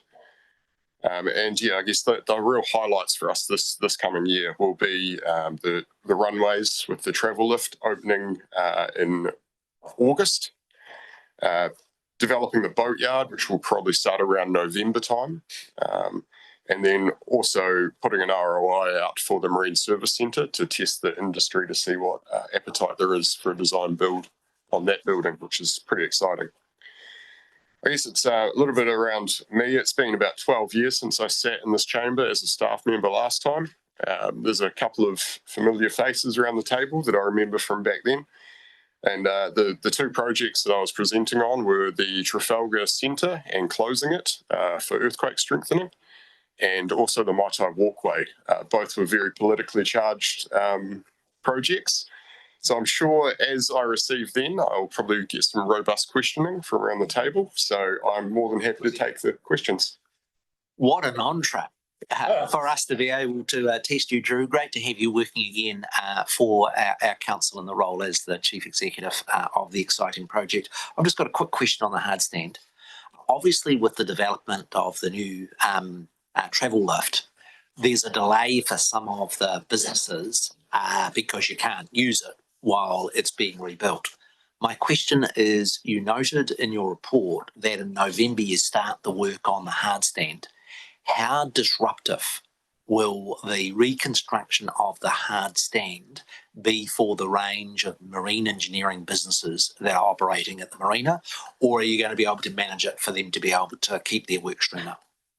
Sure. So under a traditional post-tension slab, similar to what Caldwell Slipway built, it would be disastrous for those buildings. We'd be looking at probably 4 to 5 months of no action. However, we have pushed the design company very hard to come up with a solution that's a bit more fitting. And currently our preferred solution is in situ stabilisation with cement of the existing gravel, and then a asphalt wearing course on top, which will also be a structural layer. So to answer the question, we're talking probably a shutdown of 3 weeks. Right. So and we'll manage it exactly the same way we've managed the current shutdown for the runways. We'll fill that boatyard up as much as we can, poke them in every little nook and cranny so that we can keep the keep the engineers working. Councillor Brand and Councillor Courtney. Thank you. Through the mayor, in what is it, 4.81 and 4.8.1 and 4.8.2, where the council statement of expectations asks for clear detail on financial sustainability, master plan implementation, and improved public accessibility. I'm just wondering where you can point us to that addresses that in the statement of intent so that I can confirm the indicators or timelines that have been included.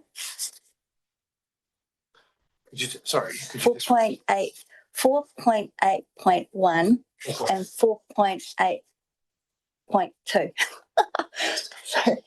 Which is on our report, it's page 78, but I think on theirs, it's on the second page. Yes. So I guess how that's been answered is we've included the financial modelling in the statement of intent, which shows all three of those projects that are in the master plan. Okay. It doesn't contemplate any further projects because they're that far down the line that we haven't started to gather the costs that will incur to complete the revenue that they might generate. So we just left them out of the modelling at this stage. That's right. I was just looking for the alignment and making sure that we had them captured. So that's good. Thank you. And then my second question was around the financial assumptions, which is the 5.1 and the 5.2, which is page 79 of us, but probably page 3 of you. In the half year report, it shows the net loss of the 416,991. So can you confirm whether the financial assumptions and the risk setting in the statement of intent has been updated to reflect that position, including the changes, any changes to the capital timing, interest rates exposure or occupancy assumptions? So yes, I can confirm. The net loss is including depreciation. So it's not a cash loss. It's purely on paper. The modelling that we've used has been completed by JAS. So we've used a full financial model and we've put the latest information that we have in there. So it was brand new in April this year. Thank you. Councillor Courtney. Thanks, Mayor Nick, and welcome, Drew. It's nice to have you here. The first time you've presented. Drew, I want to talk about births. You've got about approximately 600. Where in your KPIs does that works program sit? And I'm referring to increasing the number of births in the marina. Is it high on your list of KPIs? Through the chair, the Marina Master Plan does show a marina expansion. That is somewhat towards the end of the 10 to 12 year master plan. I think what we will see, however, is when we start to make our rates more comparable to our peer marinas. Currently, we're between 40 to 60% lower than Picton, Waikawa, or Havelock. We will see the demographic of the fleet change. And we will likely see a little bit more turnover in berths, which will allow us to reconfigure a lot of the marina to a more modern fleet.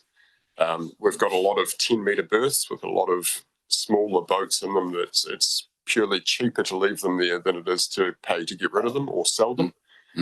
So if we can help that process along by making the marina sit within its peer groups, we should be able to reconfigure, and we may find that the need for that expansion isn't there to the same regard. But yeah, there's a fair few parcels of work that need to be completed to confirm that. Yes.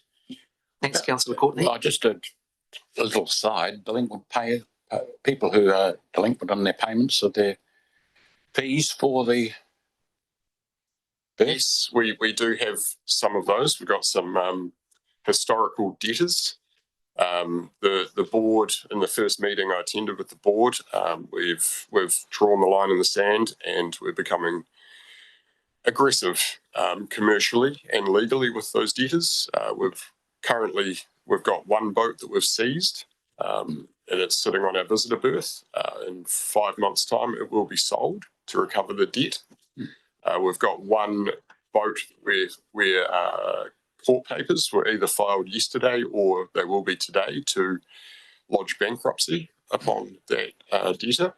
And then there's other boats where we are terminating berth holder agreements and removing boats from the marina. Thank you very much. Councillor Rainey? Thanks, Minik. Drew, thanks very much. I just note on page 79, same page that Councillor Brand alluded to, in regards to the predicted increase in revenue compared with an operating cost increase of 29%. You're looking at a 62% increase over a 4-year period, correct? That's. And then your comments just then to Councillor Courtney about reconfiguring to a more modern fleet and so that potentially the marina sits within its peer groups. One of the tensions that I've always tried to highlight and given consideration to the marina over the years was the tension between being a community asset and being a commercially driven marina. I'm not asking you to give any thought to that, because I understand that that's always going to be a tension, and it will be fair to say that over a period of time, the community kind of uses you're alluding to in an ageing fleet is going to go down, and the more commercially driven thing is going to go up. My question is, how does that actually translate to increase in berthage fees? Are you anticipating berthage fees increasing, and over what period and what amount? Are you able to give any light in that regard? I sure can. I've done a lot of work on this, as Councillor Skeggs will have previously. The berthage fees we are looking to put up this year, and it's sort of been toyed around the 12% mark. That hasn't been put out yet. It has been discussed. Well, it's been discussed previously. It should sit around 10% or 10 to 12%. The board hasn't resolved to put it up yet.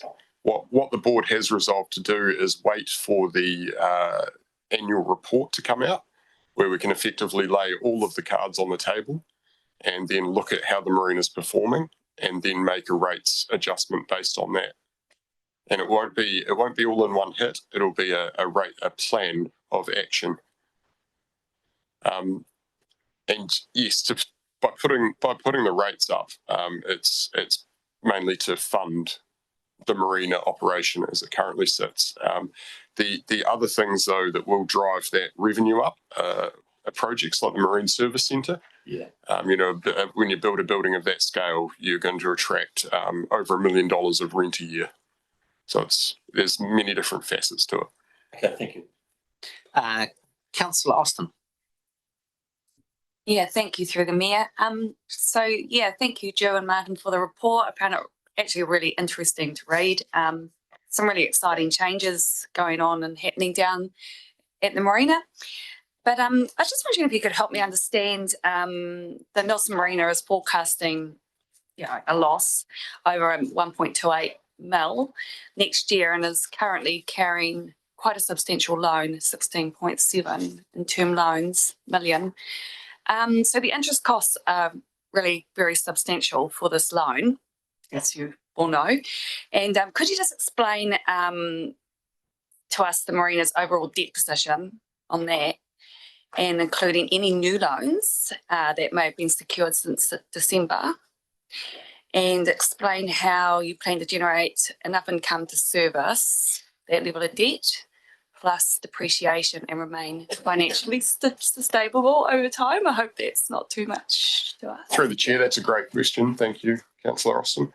I guess the depreciation component of it is that under the previous, I guess when the marina was still sitting under council, depreciation on the assets was about $380,000 a year.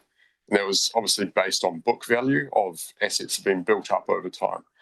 How we've got to a position of depreciating 1.28 million of assets a year is because as part of the transition, an independent valuation has been completed, and that's what the assets are worth. So they've been sold to the marina company at that value. I guess the assets currently sit around 44 million of value at December, excluding the new travel lift, which has since been capitalised.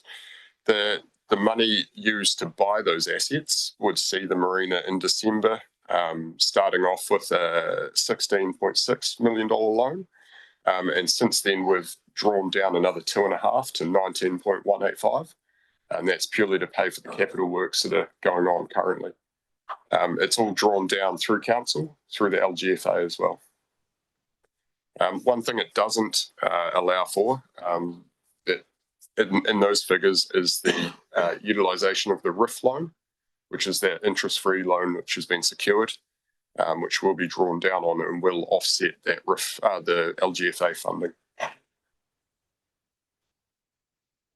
It's really Thanks, good. Councillor Austin. We go to Councillor Skinner, then Councillor Pakipaki. Quickly, the travel lift, I've got that right. That's all finished, constructed and rolling. Thank you. Yes, the travel lift is constructed. The runways that it uses to access the water are still being constructed. They're due to be finished in August.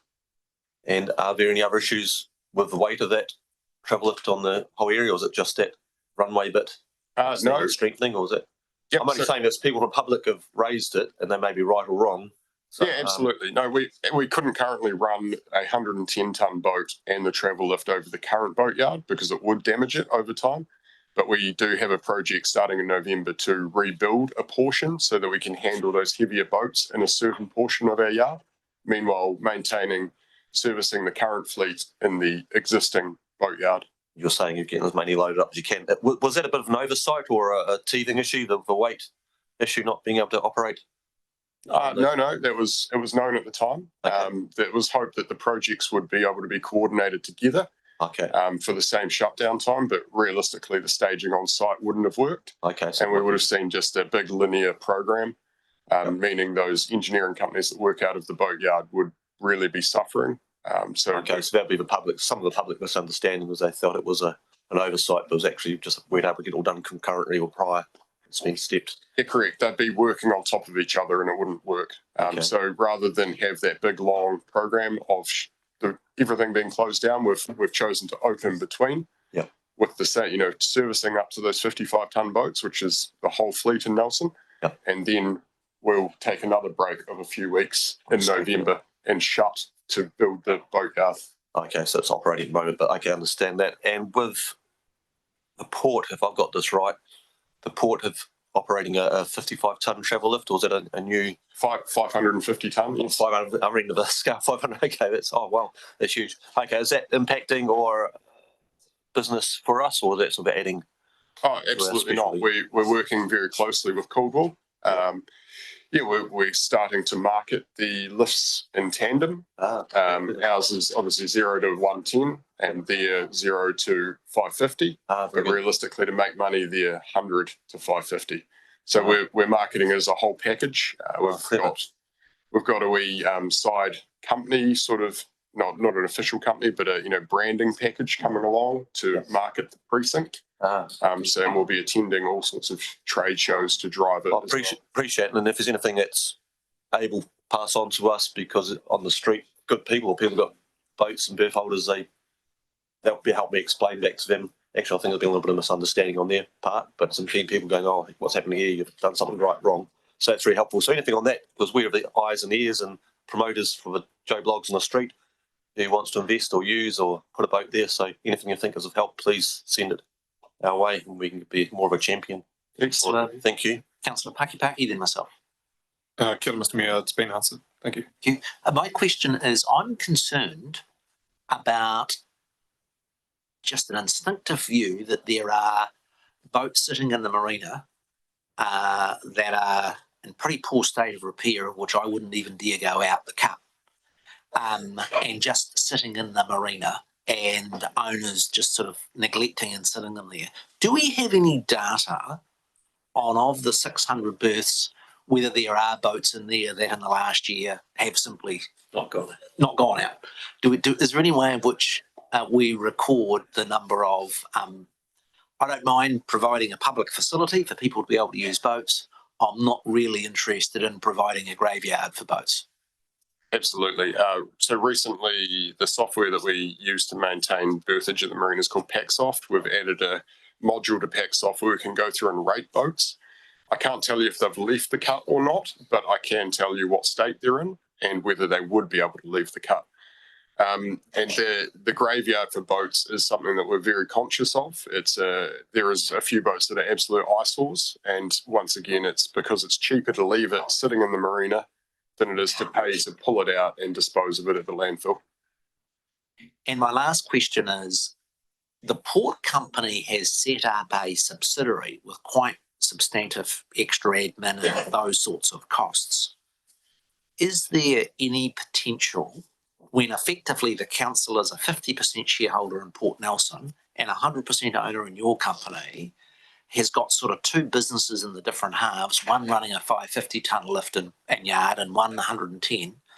Is there any potential for us to get a closer relationship and to reduce some of those overhead costs of running two relatively small operating companies? Yeah, I think it definitely comes through to the relationships that we're starting to build with Coolwell currently. The marketing from one perspective, and once the lift is completely handed over to the Coolwell team, both teams will be trained on both lifts, so we can interchange where needs be. In terms of the overhead side of it, yes, there could be some work done around that.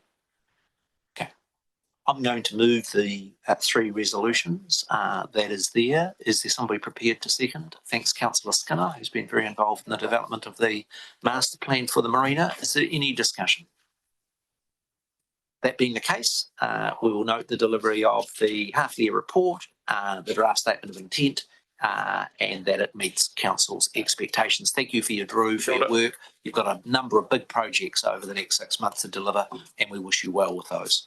Thank you. All those in favour, please say aye. Aye. To the contrary, say no. We come to the Mayor's report. We are at an hour break. Let's just take a 3-minute stretch the legs break, and we'll reconvene at 11:23.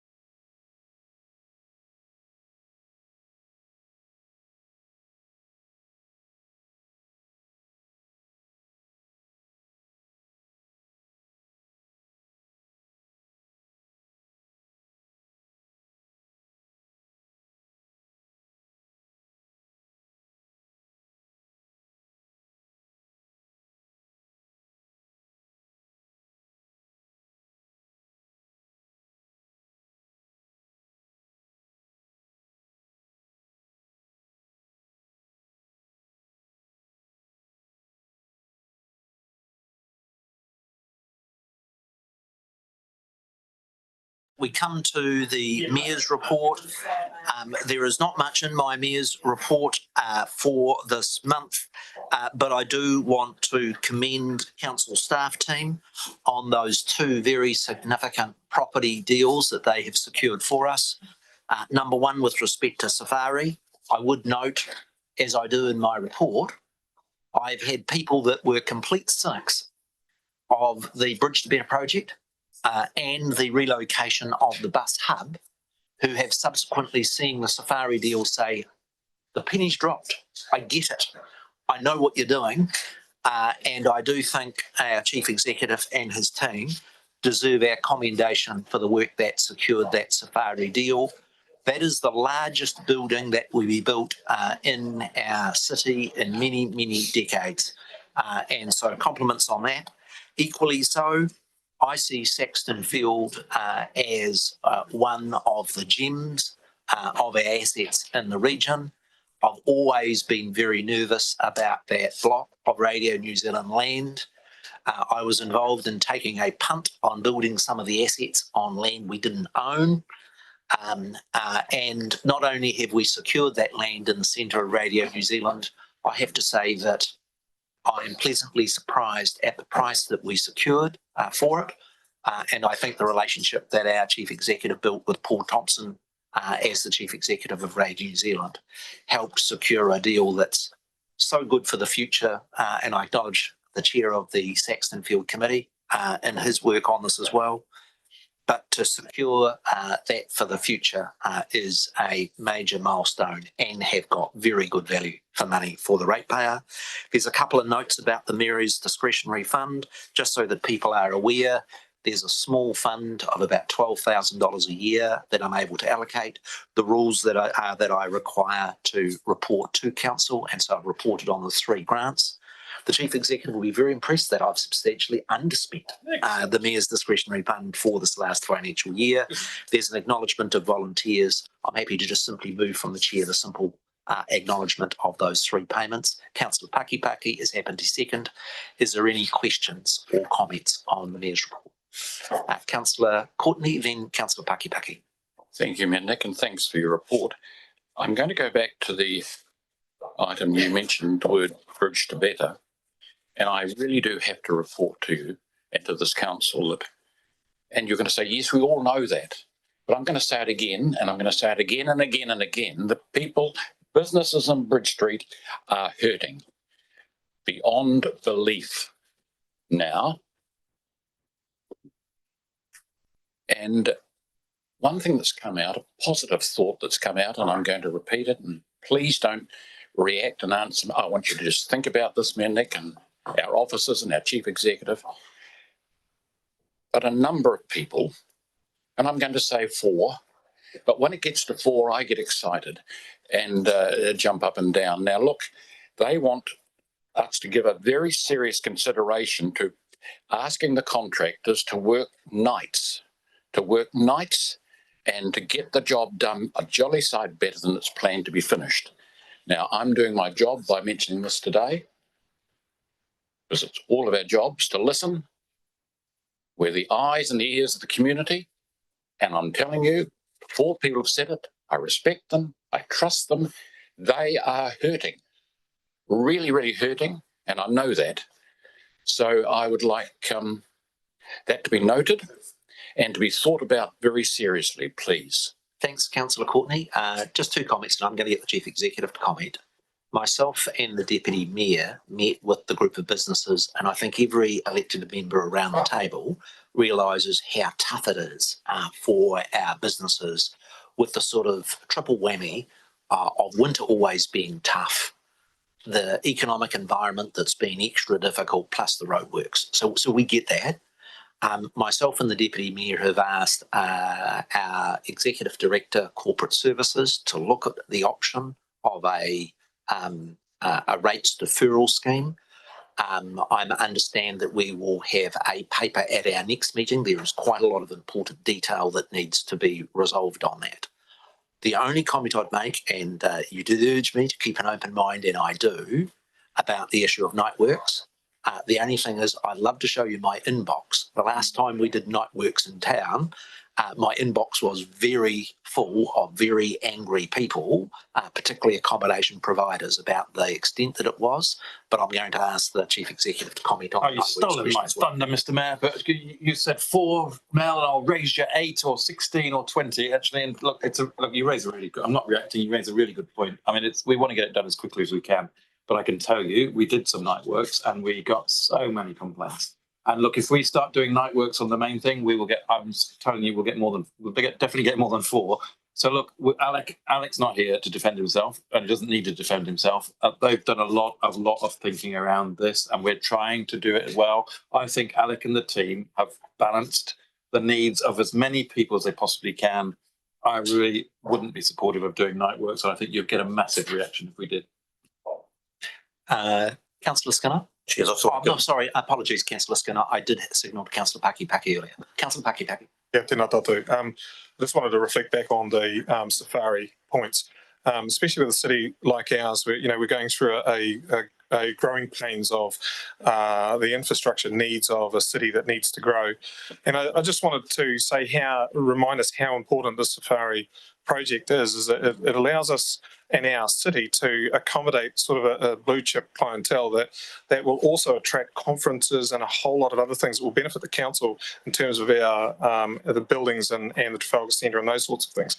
I accept really quickly that we have some great accommodation in the city, but they're very boutique and they're also spread out throughout the city. So to have this to complement the city in alignment with the Rutherford, I think is really underrated at this stage. And when we start thinking about the efforts that we're going with the UNESCO and progressing towards a city of craft, this is the type of thing where, my concern is that whenever we start talking craft, it lowers the conversation to a flea market, hopscotch sort of trailer side road sales thing. But when we have the ability to be able to host some really high-end blue chip people to come into our region, those will really complement each other. And with me having, one leg very firmly in the puddle of art in the city, I've got a vested interest to see these sorts of things come through. So I just wanted to commend the team for being able to get this over the line. This is a big one. This is what our city needs. Growing pains are going to happen, and there's obviously more work that's got to go ahead. Second comment I wanted to say was for the just noting around the tug for hospice. What's it called? The pool for hospice. So I was absent this year, and it seems that we gave it over to Tasman District Council. So I encourage my fellow councillors and that, but next time it rolls around, I'll be there, and so we'll be able to win that time. Councillor Kirby has offered weights training for all colleagues so that we next year, or when they next hold the He for Hospice. Does she have a heavyweight division? Yes. Floor's Councillor Skinners. Cheers. I just want to echo Councillor Courtney with regards to the roadworks, and obviously I have a lot to talk with Alec and Paul Shattuck on it, and they are working very hard, and the rest of the comms team are working very hard. But as Mel Courtney raises, it's something that I think is good to talk in the public arena. And this, obviously, behind the scenes, we do a lot of work that people don't realise, a lot of advocating people don't realise. So I'll take this opportunity. I'm distressed and concerned about it, and it's a job that needs to be done, and public generally understand. Most of the businesses very much appreciate it's work that needs to be done, but that doesn't avoid the hurt and pain and loss of sometimes the reality. So anything we can do, and I think having those frank discussions in the public arena, and I commend you, Mayor Nick, and chatting to those businesses. I, by default, actually speak to every single one of those businesses down that street, and as I work my way up Hardy Street, they're feeling a pain too, indirectly. So on one hand, I want to commend our staff and contractors, but on the other hand, I want these conversations still be made in the public, because a lot happens, as you know, in our emails and behind doors to get jobs done, and the public can wrongfully see us as just ignoring that. So anything we can do. Shivers, my office is no longer there on the corner there. You've got the bus stop. He's been there 32 years on that spot, since 1994. become a bit of a historic landmark, but it's a great place, not for a coffee, but even just for a bit of mental therapy in the sun, chatting and catching up with people that are enjoying or they're hurt or so forth and all sorts of things. And I know, and for him suddenly, and he might be a small business suddenly without a spot for could be the next week, 2, 3, 4 weeks, who knows? And that suddenly, those 4 weeks, suddenly is the difference being able to pay your mortgage or not. And I feel for the larger businesses along there. So it's really bringing this up because it's not something we are turning a blind eye. It's not something we're not empathetic with.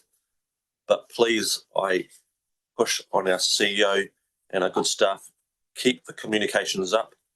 Please keep speaking positive of our Nelson City, and please do everything you can to support those businesses because several of them won't be there come August next year. And as much learnings as we can get from Waimea Road, much learnings as we can get from Queen Street, but anything we can do to make it easier for people to get those little tracks that go across the road.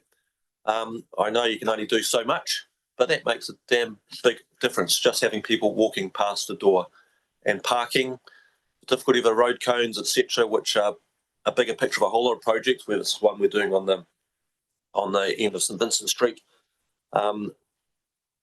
Understandably, people see a row of cones, row of change directions where you can or can't go, and go, that's a too hard basket, and they'll drive another 10, 15 minutes to another town, whether it be Richmond. So please, we've got to be very conscious of how people get in and out of town and everything we can do to make it easier without confusion and without people going, oh, shivers, when they get a QE2 drive, I'll carry on straight through Richmond, but come into town. Okay. But please just keep doing what we can and keep it in the public eye. Thank you.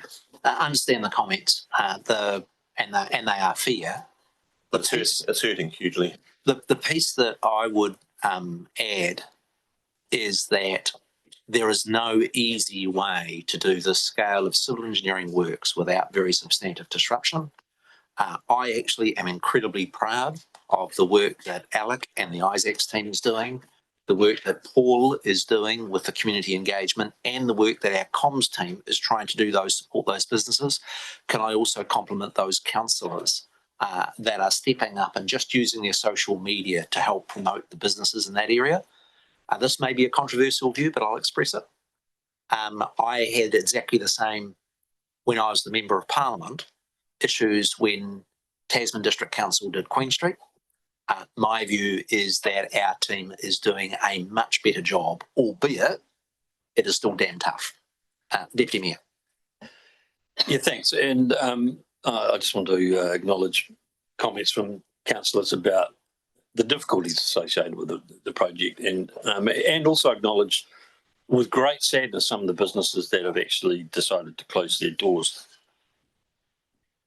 I also note a Facebook post put up yesterday by Beth Shrivers from Victor's Cafe, and I think that the people behind that you probably couldn't find more positive people in the city who are under intense pressure. They're right there in the middle of the project. Let's celebrate the businesses that are still here, the ones showing up for this community, working hard, welcoming people through their doors each day and do everything they can to keep going. Nelson is still full of passionate people creating great food, great coffee, beautiful shops and welcoming spaces. Let's make sure they're still here for years to come. And then she went around town and took a photo of almost 30 businesses with the owners out the front or the operators out the front, arms up and saying, come on, come and do business. Excuse me. She's had over 1,000 likes and hundreds and hundreds of comments. Now, there is positivity out there, and I acknowledge that we need to acknowledge not only the difficulties, but also the positivity. So I just wanted to point that out. Well spoken. If there are no other questions, then I want to quickly put my report. I'm going to move it from the chair. Would Councillor Hodgson be happy to second? Thank you very much, Councillor Councillor Brand. Sorry, just for procedural, because you've got all three payments in the one, because it's Yes. a note, because of your number 14 in report for Phi Fisher Foundation receiving your money, do I abstain from the vote or? No, how- my 'cause advice it's is a that note. you have noted the interest Okay, is the first, so that our minutes will note that the interest of being a trustee of Phi Fisher Foundation will be noted in the minutes, and that is all that is required. I also note that it is the Mayor's discretionary fund and council is only required to know. No, that's all good. I just wanted to be clean. Absolutely. Absolutely. You'll never get any criticism from me for people being very open about those. I'm going to put that resolution that's been moved by myself and Councillor Hodgson. All those in favour, please say aye. Aye. To the contrary, say no. We come to plan change 30. Apologies for the delay, Mandy.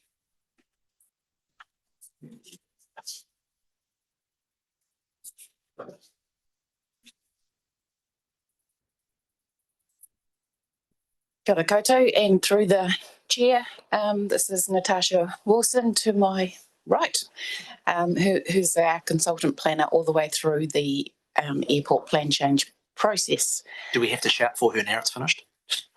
Yeah, I think we should. Yeah, it's been a long one, been a long process, and it was a long report, so good on you if you read the whole thing. To summarise the whole thing, the changes as a result from the 3 appeals that were mediated are very minor changes for our plan, mainly in relation to the campground and some other minor provisions about residential activity in the surrounding area around the airport. And we're here to answer any questions you may have. Okay, relatively straightforward, and we have very little legal room to manoeuvre at this point in the process. The only question we really have discretion on is the question of the date of which we make the new plan change operative. If there are no questions, then I'm going to move from the chair that we approve private plan change 30 and agree to it becoming operative on the 14th of July 2026. Is a member prepared to second that? Thank you, Councillor Brand. Any discussion? All those in favour, please say aye. Aye. To the contrary, say no. Thank you very much. And can I acknowledge the huge amount of work on one of the most contentious plan change issues? Doesn't matter where in the world, these are very, very difficult for us to get our way through. And I'm particularly pleased that we've been able to resolve the appeals without the huge expense to both the council, the community organisations and the airport company. Those environment court appeals can drag things out for years, cost a fortune, and we have got there. So please, both to you and Mandy and team, huge compliments on managing a very challenging issue. All those in favour, please say aye. Aye. To the contrary, say no. We come to item 7.3 on dog control, and welcome, Chris. Sorry, that's me again. Chris is unable to be here today, so I'm happy to answer any questions in relation to the dog control report. I'm quite familiar with the officer's view on should we be asked for our view on advocating for changes to the Dog Control Act. This is what they have suggested to council. Yeah. Questions for our officers. Firstly, Councillor Austin. Yeah, thank you through the chair. Thank you, Mandy. And for the report, it's really clear and helpful. The report was so. I've got a couple of questions, and I'd like to ask if you don't mind. I was particularly interested in the part about the $200 fine for the loss of control not really working as a deterrent, which is quite understandable, really. But the report says there's a gap in the middle tier options between a simple fine and a dangerous dog classification. So what kind of stronger tools would officers like to have available at the first bite or the first serious incident? Good question. Thank you. Through the chair. So officers propose actually, before it gets to being serious, that we do actually start, making the dog owner very aware that this is a serious matter and that they need to do something. Because the $200 fine, for some people, they just ignore it. They don't pay it. They don't have the means to pay it. And they carry on with the same behaviours. But if we can catch the behaviours early, and what's suggested is tools such as an enforcement order. So that is basically a formal warning to the dog owner.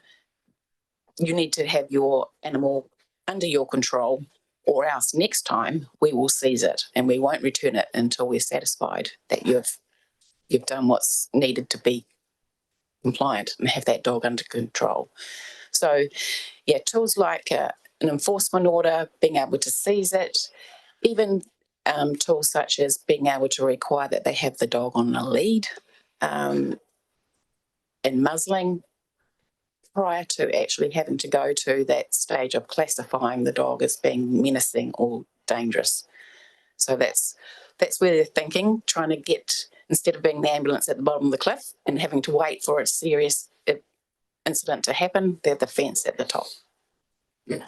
My question, Mandy, was around the compliance. I note that we've had this substantive increase over the last 3 or 4 years in the number of dog attacks in our community. And it lists 84 attacks in the last year. But then when I look at the compliance, we've not prosecuted anybody in the last 3 or 4 years. Now, what is the opportunity? This is the question. What is the opportunity for the governance team to have influence over the decision? Right across the compliance area, staff are rightly making discretionary decisions. Somebody doesn't have a dog license or up to the seriousness. But particularly where a dog attack has caused an injury to a person, my view is that the judgment about when and when not to prosecute, what opportunity is there for governance to influence that? Through our compliance strategy, that is something that is being reviewed, and we'll come back to council for your guidance as to how we approach enforcement in general. Prosecutions under the Dog Act achieve, usually the decision is to destroy the dog if it was found to be proven. Before we get there, officers talk to the owners of the dog, and actually a lot of them voluntarily hand over the dog for destruction, negating the need to actually go through that expense through the court system to get the same outcome. So that is the reason, even though there's been dog attacks, most of the time our officers get to a good result without the delay, without the costs. They get to the result quicker. And following up from Councillor Austin's question, the fine that we're able to impose on the Act is $200.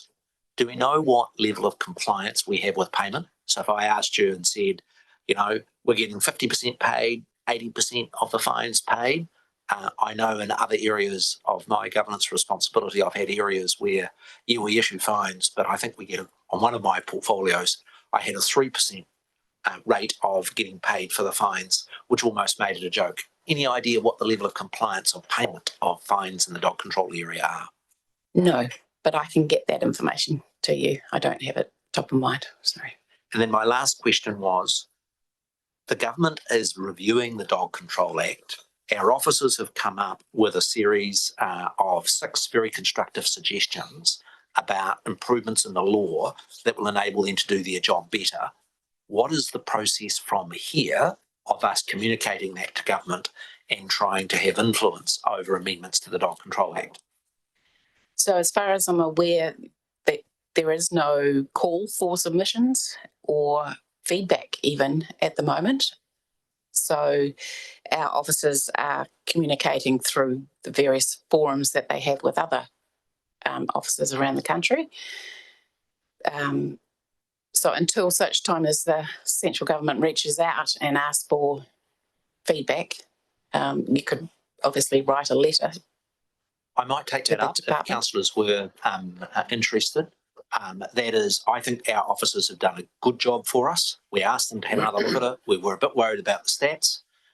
The option, if councillors were comfortable, would be for me to write as mayor on behalf of council to the minister and say, here's our piece of work. Can you please look at, as part of your review of our dog control laws, advancing amendments along these lines? Would members be comfortable with that course of action? I think that we've asked them to do the work. For it just to sit in a black hole within council is not much use unless we communicate it, and that will then enable the minister to share it with officials as they try and work it through. I don't think it's necessary to change the resolutions, but I'll just do it a matter of course in the event that council are comfortable with the recommended changes. Councillor Austin. Yeah, thank you, Mandy, and through the chair. So just on my second question, so on local enforcement, the report says officers will be doing more targeted patrols in hotspots.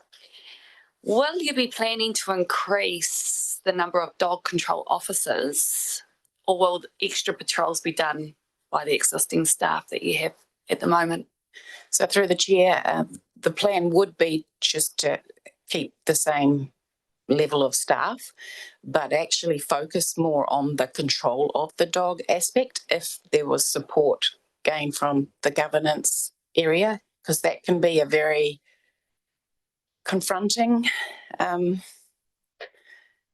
some dog owners who believe that they have control of their dog, even though they're on their phone and their dog is halfway down the beach, you know. So officers have been talking about actually approaching people who with their dog off the lead and asking them to call their dog to them to demonstrate that they have control over their dog. That's the sort of thing that they're thinking of doing on their patrols, but they would obviously only do this with support and also do a soft approach to this to start with. Yeah, but yeah. I am very supportive of your dog control officers upping the presence in these public places. I'm surprised by the number of people in the public who are saying, I'm not going to use that reserve because I don't feel safe, because either they've been threatened or attacked by a dog. And that's just my view, but I'd be interested in others' views as to whether we're supportive of note 2 of us supporting our dog control officers, just to lift that level of enforcement.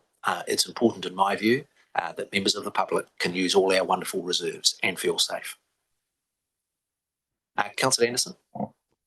Thank you, through the Mayor. So at the top it says officer recommendations, and then we're talking about dog control officers, and I'm guessing they're two different people. Just wondering, you know, we make decisions and down the bottom of the line, I don't want a dog control officer going, it's bloody morons, that, you know, they're not listening. So I'm just wondering how they feel about these ideas, or whether there's been some bottom up kind of, please, can you do this kind of communication. So through the chair, yeah, it was bottom up completely from those at the coalface. My view of our dog control officers is that they do some of the most challenging work on our behalf in keeping our community safe, and we want to be very publicly supportive of them. If you ask me, one of the risks from a health and safety point of view when I talk to other mayors around the country is for those mayors where there has been an incident, there's been very tough scrutiny of this area of work. If there are no other questions, again, thank the officers for the report. I'm taking as read from members from the nods that you're happy for me to pick up these 6 recommendations and with the council staff help, write a letter to the minister and their officials and draw to their attention the amendments that we would like to be able to better support the work of our dog control officers. That being the case, is someone happy to move? Thanks, Councillor Kirby. And seconded, Councillor Skeggs. Recommendations 1 and 2. Is there any debate? That being the case, I shall put those. All those in favour, please say aye. Aye. To the contrary, say no. That is carried. We come to development contributions. Welcome.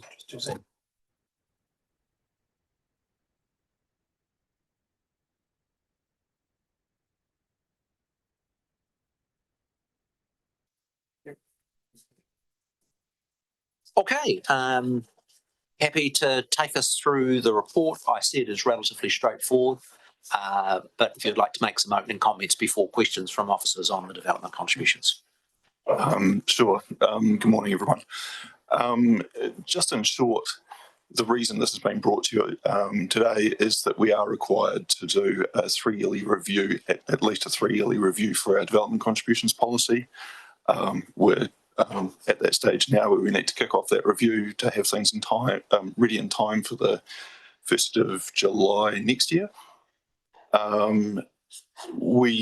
there is a bill being considered at the moment, which will change the regime, if you like, from development contributions to development levies.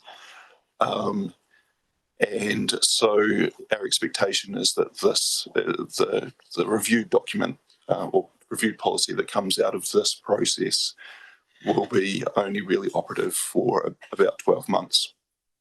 There is a small risk that it might be longer than that, but the process that we're recommending is still fully compliant with the Local Government Act requirements. And so if that was the case, that would be absolutely fine for it to carry on for the full 3-year period if necessary.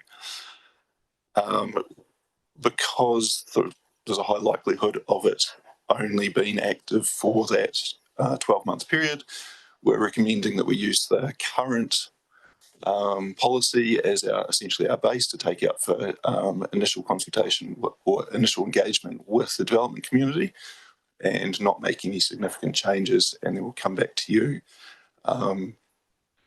later with, if anything groundbreaking comes out of that engagement, and have some recommendations around what we take to the general public for the wider consultation.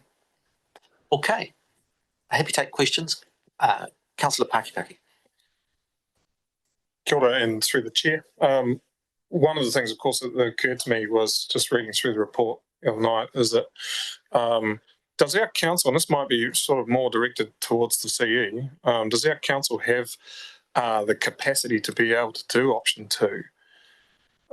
Because it's in our long-term projection, it also looks like there's recruitment that's required in there as well. Happy for you to have a go at the question. Yeah. The CE is just absented himself because he has another important meeting. We're just looking at, costs of doing things at the moment is first and foremost on all of our minds, and we've got a band-aid approach and a let's cut it off and put a new one, bionic leg on approach. Yeah, Chris, I'll have a go first, and then Gareth can disagree with me.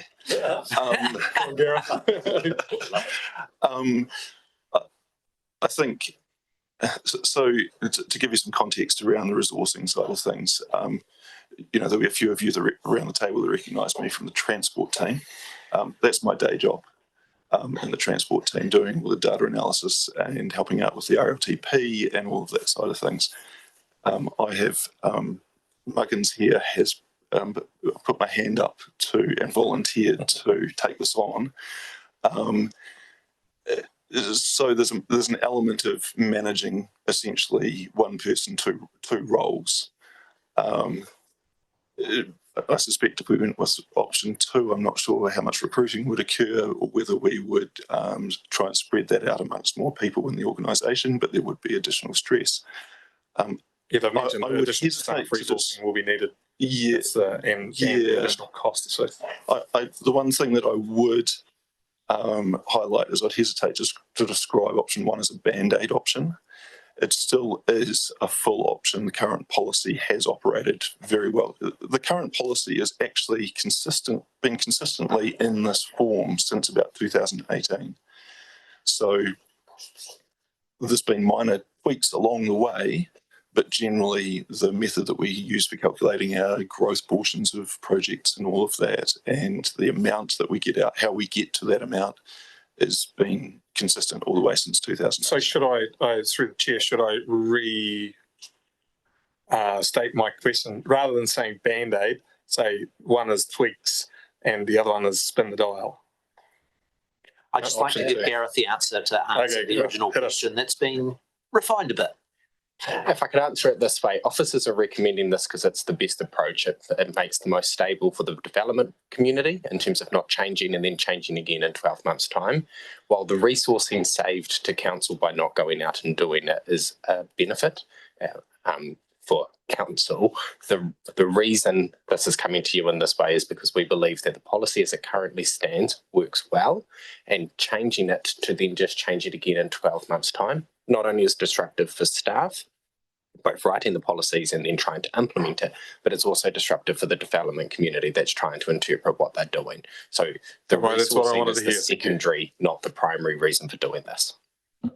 My question is, what I'm understanding here is the law's got a dopey clause that says you have to review your development contribution every 3 years.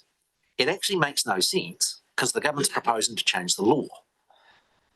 But to be compliant with the law, we have to do it. And effectively, you're saying you're going to do a minimalist review to meet the legal requirement by September. And if we're going to make any substantive changes to our development contribution policy, then we should do it after they've changed the legislation, which would effectively mean a 4-year period of review rather than 3. Have I basically got it? Yeah, that's correct. In an ideal world, we'd be able to just roll this one over, and would have been some exception or exemption made in the by the government for DC's policies that were only a year out or 2 years out or whatever from the new development levies, legislation if it comes through. They didn't do that, as is pretty common. And so we're in this process where we do need to cover this 1 year. One of the lessons for me is there's always a desire for councils and parliament when they make changes to put legislative or policy requirements for putting reviews down the track. And I much prefer to say, do a review if it's needed, if it's going wrong, which you can do at any time, rather than sort of prejudging all the time, putting these reviews in place that can take a large amount of staff time. But I have one specific question, it's this. Council is sometimes confronted with the situation where we're whacking a community organisation with a substantive development contribution and a number of us feel uncomfortable. It might be one of my experiences was down at Te Hunanui. The club raised a whole lot of funds to put some new toilets in, and man, the development contributions was pretty heavy and actually was more expensive than the toilets. Does the existing development contribution policy give the discretion to the chief executive to be able to currently waive development contributions when sometimes they can look awfully harsh? So the policy doesn't. So it has waivers and it has exemptions, is it, to community housing providers was one of the key ones. It doesn't, outside those listed exemptions, it doesn't have any, it not just doesn't have any allowance for the CE to make those additional exemptions. It specifically says that any exemptions that the CE or one step further down from the CE thinks are worth considering, they must be brought to council with a report to council. For my piece, and I want to minimise the amount of work you do on this review for all the proper reasons you set out in your report. But if it wasn't a whole lot of work that gave the chief executive just a little bit more wriggle room on a discretionary clause that said that the chief executive could grant an exemption for a development contribution for a community-related project where the sums were overly harsh for the organisation. I'd prefer it, but let's see what comes through. If it resulted us in having to do a whole lot of public consultation and add cost, I'll kick it for touch and do it after the government changes the legislation. But that would be my preference on a way forward. Is there any other comments or questions? That being the case, I'm going to move the 2 recommendations from the chair. Is there someone prepared to second? Thanks, Councillor Paki. Thank you for your work. Keep it to the minimum. Focus on the real work. Any debate? That being the case, I will put those resolutions. All those in favour, please say aye. Aye. To the contrary, say no. Done. And we're 5 minutes over. Good timing. I'm going to move from the chair, and this will just simply enable us, just before we have the lunch break, the resolution to move into exclusion of public business. And then my intention will be to adjourn immediately that's passed for us to have our lunch break and then to come back 30 minutes later. Is Councillor Paki happy to move? The resolution is for us to move into confidence section and to allow a stranger, Rohan O'Neill-Stevens, to join us with the work of the Arts Development Agency. It's been moved by myself, seconded by Councillor Paki. All those in favour, please say aye. Aye. Contrary, say no. That is carried. Council is adjourned till 12:35.